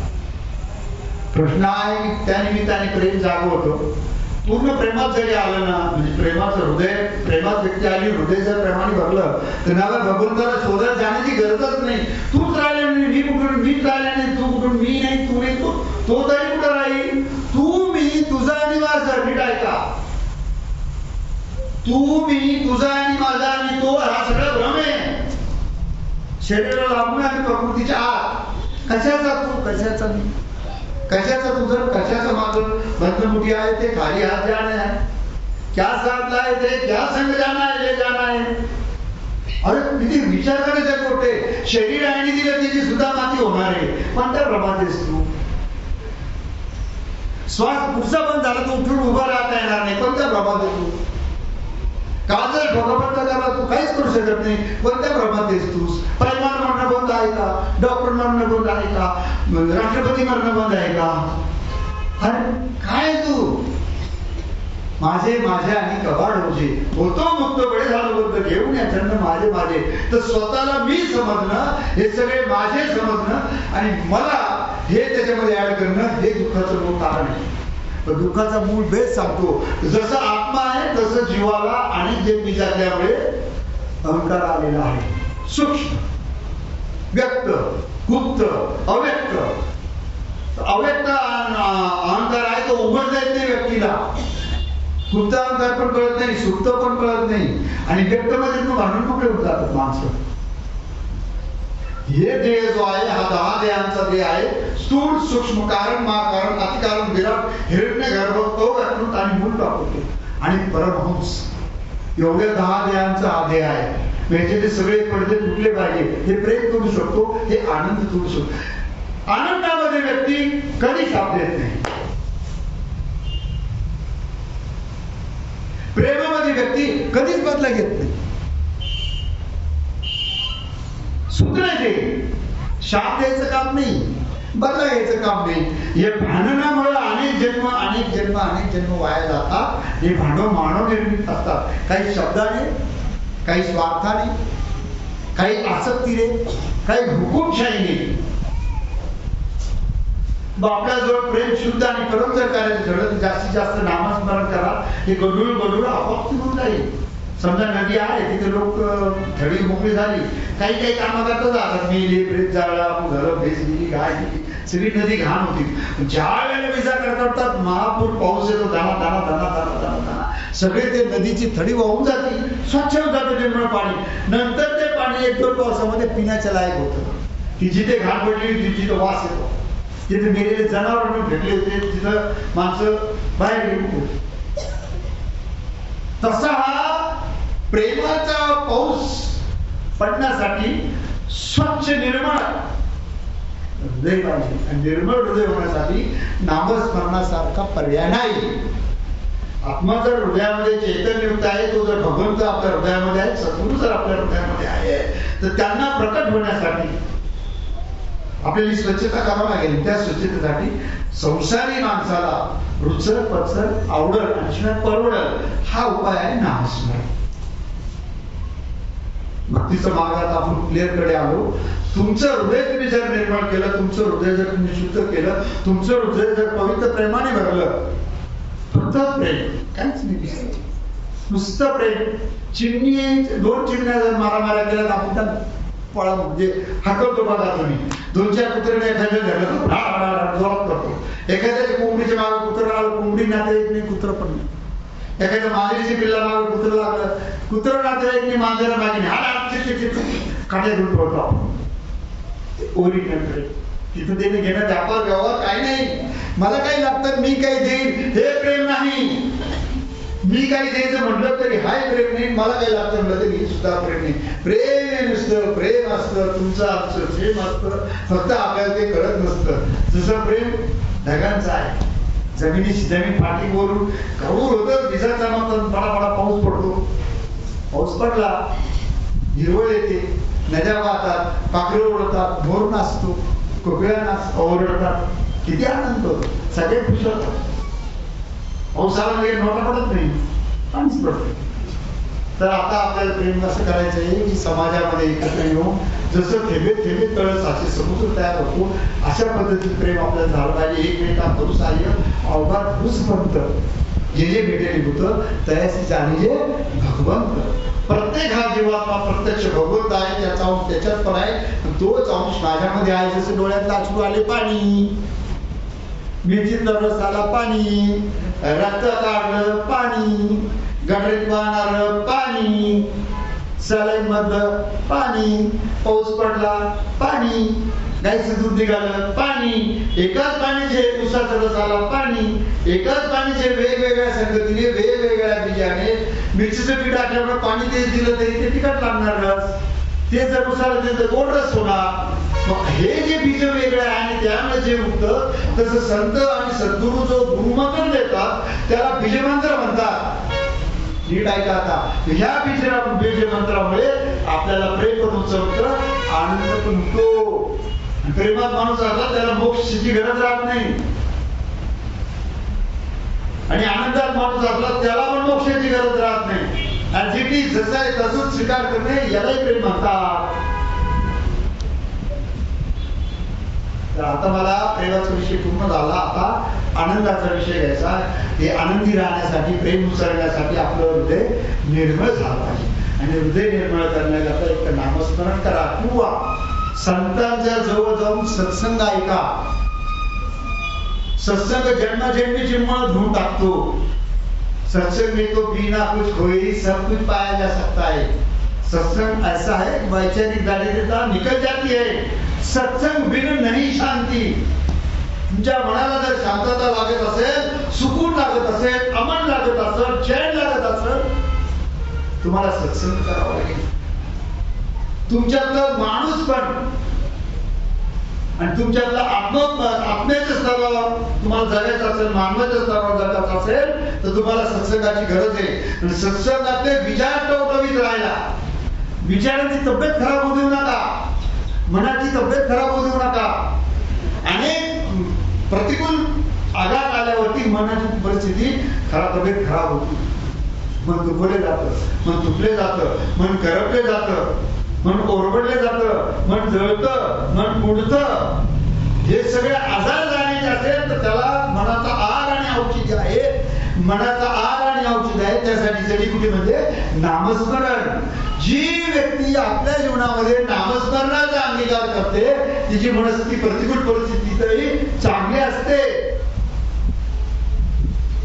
ज्या वेळेला प्रेम आणि आनंदयुक्त म्हणजे प्रेमानंदामध्ये परमानंदामध्ये व्यक्ती जाते त्यावेळेला त्याला प्रतिकूल काही नसतंच. न कुछ मेरा न कुछ तेरा, बस आज के दिन मेरा बस तेरा. ही परिस्थिती आहे. त्यासाठी नामस्मरणाने हृदय स्वच्छ करून घ्या. भगवंत आपोआप ते काही इंजेक्शन नाही, ते काही गोळ्या नाही, तो काही ऑक्सिजन नाही, ते काही कपडे नाही, ते काही जेवण नाही बाहेरून पोटात येईल म्हणून. तो आपल्या हृदयामध्ये आहे म्हणून तर आपलं अस्तित्व आहे. आपण देवाला नाही म्हणायला फरक पडणार नाही. पण त्याने जर त्याचं जे अस्तित्व आहे ते जर आपल्या हृदयातून काढून घेतलं ते अर्ध्या क्षणात सगळे फरक पडतात. ताबडतोब माती होईल, माती द्यायची बाहेर काढा म्हणतील, लोकांना सुतक पडेल, सुतळ्या बांबू आणतील आणि घरातली बाहेर नेऊन जातील. ज्याने बंगला बांधला त्याला सुद्धा चुलपडी घेऊन जातील. का की त्याचा आत्मराजा तिथे राहिला, त्याचं चैतन्य तिथे राहिलं, त्याचं वास्तव तिथं संपलं. जन पलभर म्हणतील हाय हाय तू जाता मागे राहील. ही जगाची परिस्थिती आहे. शेवटची आंघोळ वाट्याच्या खाली आणणार. रेशमाने कोणी बांबू घालणार नाही. अग्नीने जाळतील, कोणी टायर टाकतील, कोणी मीठ टाकतील. पाऊसने म्हणत आता आम्ही आहे पाहिलं एक ठिकाणी आता ताजी घटना आहे. त्यांनी पातळी शेड करून ताबडतोब लवकर ते जळत नाही. हे जाऊन जीवनाचं वास्तव आहे. ज्याला पेट का बच्चा आया कुल का दीपक आया बोले वही दीपक जला देत आहे. जे मुलगा जन्माला आला पेढे वाटले तोच अगदी जनात देतो. विचार करा, शुद्धी द्या.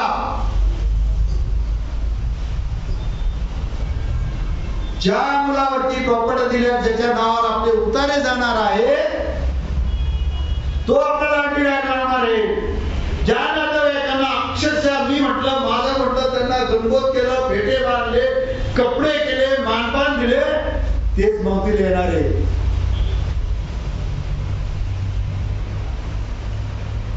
म्हणून सावधानता ही साधन आहे. सावध व्हा. क्षणाक्षणाने श्वासाने हृदयाच्या प्रत्येक ठोक्याने प्रत्यक्ष मरण कवळी मारायला पुढे पुढे आणि पुढेच येत आहे. या मरणानं आपल्याला कवळी मारण्याच्या अगोदर आपल्याला परमेश्वराच्या चरणाला कवळी मारता आली पाहिजे. म्हणून पिलेल्या पाण्याचा प्रत्येक घोट, खाल्लेल्या अन्नाचा प्रत्येक घास, नाकात वाहणारा प्रत्येक श्वास आणि काळजात धडकणारा प्रत्येक ठोका एका ईश्वर प्राप्ती करता तुम्ही वापरायला शिकलं पाहिजे. आज तुम्ही जिवंत आहात, आपलंच पॉईंट. भारतात जन्म आला हे तुमच्या हातात नव्हतं. संत ग्रंथांची साथ मिळाली हे तुमच्या कुवतीत नव्हतं. हो सुकृताची जोडी म्हणून विठ्ठल आवडी. ह्या जो योग आलेला आहे आज, सोन्याचा दिवस उगवावा आणि अमृताचा पाऊस पडावा अशा पद्धतीचा हा योग आहे. आज गुरुपौर्णिमेचा नराचा नारायण, नारीची श्री लक्ष्मी होण्याचे हे रसायन आहे. शब्दात कळालं ठीक आहे, भावात कळालं तर ठीक आहे, लक्षात कळालं तरी ठीक आहे, नाही कळालं तरी भाव समाधीत असल्यामुळे आपोआप मनस्थिती बदलली जाईल. जेव्हा योग येईल तेव्हा आपोआप गीतेला महत्व का, देवाला महत्व का, त्यांनी जे वचन दिले, प्रमाण दिले, सिद्धांत दिले, ते लोकांनी हृदयामध्ये धारण केले. म्हणून मला सांगायचं, हृदयामध्ये नामस्मरण धारण करा आणि भक्ती मार्गाने परमेश्वरापर्यंत जा. आणि अध्यात्मामध्ये जर तुम्ही अंतर्मुख व्हा, आनंदाची डोळी आनंद तरंग. कारण का ही सगळी अट्टास का आनंद बाहेरून भरायचा नाही.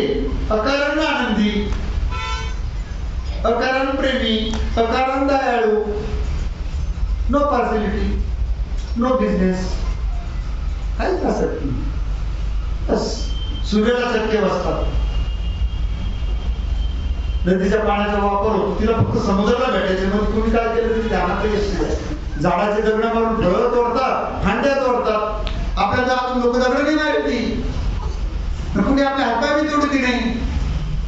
आपण कोर्टात कचऱ्यात उजळ मारत कबड्डी कबड्डी कबड्डी कबड्डी का होतं असं? आपल्याला दुःख वाटतं, आपल्याला त्रास होतो, आपल्याला क्लेश होतो. मग हृदयामध्ये जर प्रेम आणि आनंद भरलेले, हे सगळं का होतं? तर आपल्यामध्ये अहंकार आहे. अहंकार कसा आहे? व्यक्त, सुप्त, गुप्त आणि अव्यक्त, 4 प्रकारचे अहंकार आहे. याचा कोणताही जर आपण शोध या कुठे नाही गेलो तर अनेक आयुष्य आपल्याला अभ्यास करावा लागेल. त्याच्यापेक्षा एक हरिनाम घ्या आणि तुम्हाला मोक्ष मिळेल. आणि अंतर्मुखून ध्यान करा, तुम्हाला आत्मबोध होईल. आत्मबोध ज्याला झाला त्याला प्रश्नोत्तर उडत नाही. त्याच्या जीवनातले सगळे प्रश्न सुटलेले असतात. त्याचं चित्त विचलित होत नाही, तो निश्चिंत असतो. अस्थिर नसतो तो शांत असतो, अस्वस्थ नसतो तो स्वस्थ असतो, अशांत नसतो तो शांत असतो, जास्त नसतो पण तो मस्त असतो, उदार नसतो तो उदार असतो. उदार आणि उदार बघा कशा भूमिका बदलतात. हे सगळे भाऊभाऊच आहे. अविद्या नसते विद्या असते, बुद्धी नसते सद्बुद्धी असते, माया नसते ती भक्ती असते. मायेने कातीत जातो माणूस आणि भक्तीने जोडी जातो. ही गोष्ट लक्षात ठेवा. आता भरपूर बोललो, वेळही भरपूर झाला, तुम्हाला भूक पण लागली असेल. आता माझं एक म्हणणं आहे, तुम्ही शांत बसा, बसल्या जागी. त्याच आपल्या हृदयावरती लक्ष ठेवा. आपले बाबा नेहमी सांगतात, हृदय मंदिरी जेमस पाहती तया ईश्वरी माझी प्राप्ती. परमेश्वराची प्राप्ती, ईश्वराची प्राप्ती, आत्म्याची प्राप्ती पाहण्यासाठी आपण हृदयाकडे लक्ष द्या. फक्त एक आशीर्वाद म्हणून तुम्हाला सांगतो, ज्या व्यक्तीच्या डोक्यात खूप विचार चालतात, जी व्यक्ती भावनावेगामध्ये काय सुचते कळत नाही, मन हाताबाहेर गेलं, निर्णय हाताबाहेर गेले, विचार हाताबाहेर गेले आणि विचारात नुसता काऊ काऊ काऊ काऊ झाला, त्या व्यक्तीने कंठावर लक्ष द्या. विशुद्ध चक्रावर जी व्यक्ती लक्ष देईल त्याचे विचार शांत होतात. हृदयावरती जो लक्ष देईल त्याचे भावना स्थिर होतात. बेबीवर जो लक्ष देईल त्याची जीवन यात्रा सुखद होते. आज्ञाचक्रावर जो लक्ष देईल, आज्ञाचक्रावर जो लक्ष देईल त्याची निर्णय क्षमता चांगली वाढते आणि सहस्रदलामध्ये जाईल, तो मुक्त होतो, प्रकाशमय जगतो. आणि मध्ये जे स्वादिष्टान चक्र आहे त्याच्यावर जो लक्ष देतो तो प्रजा उत्पत्ती आणि तारुण्य याची क्षमता वाढते. मूलाधारावर जे शिवणीच्या आतमध्ये ग्रंथ आहेत त्याच्यावर जर लक्ष, ग्रंथी आहे तिला मूलाधार म्हणतात, तिच्यावर जर लक्ष दिलं तर पोटाचे सगळे विकार निघून जातात. आता योगा प्रसिद्धी पण सांगितलं, भक्तीने पण सांगितलं, पण सगळं जास्त वाढून सांगायचे. हे अंतर्मन अंतर्मुख होऊन ऐकलं तुम्ही शांततेने, ऐकवलं गेलं तुमच्या सद्गुरूंच्या कृपे आणि प्रेमामुळे. पण ज्या वेळेला अंमली बनायला सुरुवात, अंमली म्हणजे आपण नाही, जीवनामध्ये उतरायला सुरुवात होईल. विचारांच्या प्रक्रियेवर तुम्ही लक्ष ठेवायचे का, भाव उठणार आहे त्याच्यावर लक्ष ठेवायचे का, आपल्या जीवनाचं सार्थक कारण एवढं सगळं करून काही नाही जमलं, तो सोपा उपाय आहे.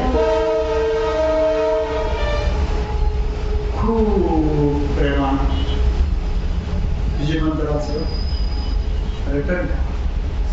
अरे तुम्ही काहीतरी देता तेव्हा तुम्हाला काहीतरी मिळतं. माझा भगवंत इतका दयाळू आहे, काही द्यावं लागत आणि तुम्ही स्वतः भगवंत होता.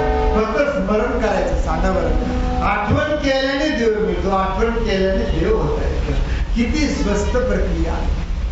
नुसतं आठवणीनं सारा मिळतं, मग कशाला आपलं काळी चढतं. ही आठवण करा, ही स्मरण करा. याद है तो आवाज है, भूल गए तो बरबाद है. भक्त मंडळी, तुम्हाला भक्तीचा अभ्यास आज सांगितला, जेव्हा केव्हा योगी तुमची पण ऐकण्याची एवढी मनस्थिती तयार होईल. मला खूप भरभरून हृदयात एवढा आनंद होतो, माझ्या बरगड्यात तुटून फेकले गेले असतात. इतकं प्रेम उचलून येतं, काय सांगावं. अरे तुम्ही मला पाहू शकता एवढ्या मोठ्या महामारीनंतर, मी तुम्हाला पाहू शकतो एवढ्या मोठ्या महामारीनंतर. आपण अस्तित्वात आहोत, वर्तमान आपल्या हातात आहे. आपल्या सतत वेळ कृती जागी झाली आहे. भक्ती कशी करावी याचं सूत्र समजलेलं आहे. फक्त जीवनामध्ये विवाहामुळे तुझं माझं करण्यामध्ये वेळ जास्त वापरणं आणि भांडणामुळे वेळ वाया जाणं, याच्यात आयुष्य वापरणं बंद करून टाका आणि ते नामस्मरणावर वापरा. भांडणाचं कारण काय? थोडंफार वापरणं सोपी गोष्ट आहे ना. मोठ पावला भांडण थांबले, पण ते आवेग आवडण्यासाठी हृदयात जर प्रेम असलं तर आवेग पण प्रेम म्हणे. लक्षात, परमेश्वर सगळे एवढं तुम्हाला झालं. आता भावनेचं सांगितलं, आत्म्याचं सांगितलं, तर तुम्हाला गरजेचं सांगतो. तुम्हाला सर्वांना ए टू झेड सद्बुद्धीची गरज आहे. माझे सद्गुरूंनी तुम्ही जगवलं, सद्गुरू राया या सर्व जीवांना सद्बुद्धी दे. तुझं माझं त्याचं तिचं हे सगळं डोक्यातून यांचं जाऊ दे. यांना वास्तविक रूप कळू दे. खरंच असं बंधमुठीने यायचंय आणि खरंच खाली आतारी जायचे. वेळे वाटणारे वेगळे होते, जन्माला घडणारे वेगळे, सपनावर नेणारे वेगळे, डाग देणारे पण. मी जो आहे तो आत्मस्वरूप आहे. सर्व संसाराचा नाश अनेक वेळेला होईल. माझा आत्मा अमर आहे, तो कधीही मरणार नाही. मला लक्षात. परंतु एक छोटं सूत्र आहे संसारात जगण्यासाठी. संशय आत्मा विनश्यती. संशयाने आत्म्याचा नाश होतो, जीवनाचा नाश होतो. जेव्हा जेव्हा संशय येईल, ऐका, जेव्हा जेव्हा संशय येईल त्याच्या मागे पडू नका. तो कानाने येऊ, तो डोळ्याने येऊ, तो अंदाजाने येऊ, तो विचाराने येऊ, तिथे तुम्ही सावध व्हा. आणि सावध जर झाले तर संशय तुमच्या हावी होणार नाही. संशय तुम्हाला जागृत देईल. उत्सुकता वेगळी, जागृत वेगळी. बस जेवढं सांगायचं तेवढं सांगितलं. संसारामध्ये जगत असताना भांडणं आणि ते, आणि परत एक सूत्र देतो, कारण तुम्ही प्रापंचिकात पैशाला फिरून राहा. गैरवापर, अति खर्च, भावनेच्या आवेगाने त्याला टाळण्याचा प्रयत्न करा. आणि महापुरुषांनी सांगितलेलं आहे, फक्त नाविलाज झाला तरच खर्च करा. आपत्ती या नाविलाज पण नाही, आपत्ती आली तरच खर्च करा. कारण देव देत असतो, नेत काहीच नाही. जातं ते आपल्या चुकीच्या कर्मामुळे जातं. देवाला दोष देऊ नका. देव देणार आहे म्हणून त्याला देव म्हणतात. मी आत्ताच तुम्हाला शिकवलं, समजवलं, तुम्हाला पटलेलं आहे की स्वतःचा आत्मा सुद्धा त्यांनी भरला म्हणून आपल्या जिवंतपण आहे. त्याला कशाला नाव ठेवता? तुमच्या चुका करता तुम्ही, त्याचे फळ तुम्हाला येईल. त्या चुका जीवनाचा घडण्यासाठी दोन गोष्टी लक्षात घ्या की लग्नामुळे जी होणारी प्रजा किंवा नाते आहे, लग्नामुळे निर्माण होणारी प्रजा किंवा नाते आहे, त्याच्याकडून सावध राहा. सावधानता ही साधना आहे. त्याच्यातून सुख जन्माला येतं. आणि पैशामुळे, व्यवहारामुळे जे होणारे दुःख आहे ते स्वतंत्र आहे. म्हणून तुम्ही भांडणामुळे होणारे दुःख ते वेगळे आहे. तर भांडण आणि संसारिक वाद हा स्वतंत्र ठेवा. भक्ती आणि अध्यात्म जर तुम्हाला करायचं असेल, सगळ्यातून जर मुक्त व्हायचं असेल, होतो मुक्त परिकडे झालो बद्दल घेऊन या छंद माझे माझे आले, माझे माझे आणि कपाळ होते, मी आणि माझं वाहण्यामध्ये शरीर मागं आहे, तुम्ही निघून जा. त्याच्यावर त्याचा शेवटचा उपाय तुम्हाला देतो. हा आशीर्वाद तुम्हाला सफलीत होतोय बघा. आशीर्वाद जरी मिळाला तर तो उंजळ्यामधून झाकून ठेवला, सुरक्षित ठेवण्याची जबाबदारी भक्ताची आहे. कृपा झाली, आशीर्वाद मिळाले, सत्कर्माचं ज्ञान झालं तर ते सांभाळणं, टिकून धरणं ते सद्गुरूंचं काम नाहीये, ते भक्ताचं काम आहे. आणि माझं एवढं बडबड करण्यामागचा हेतू एकच आहे, दिखला ढूंढने से, अरे निकला ढूंढने से तो उसका पता कहा, निकला ढूंढने से तो उसका पता कहा, अब ढूंढ लिया है उसे, फिर मेरा पता कहा. लक्षात ही अवस्था तुम्हाला प्राप्त झाली पाहिजे. त्यासाठी आम्ही एवढं बोललो. सुरुवातीला सुरुवात केली, सद्गुरु मेरा सुरमा करे ज्ञान की चोट, मारे प्रेम का गोदा, हारे धर्म की चोट. आले लक्षात? कहना था सुख कह दिया, अब क्या बजाओ ढोल. अरे कहना था सुख कह दिया, अब क्या बजाओ ढोल. एक एक सांस में जावत है तीन ध्रुव का. ओम गुरुदेव ब्रह्मांड नायक राजाधिराज योगिराज ब्रह्म श्री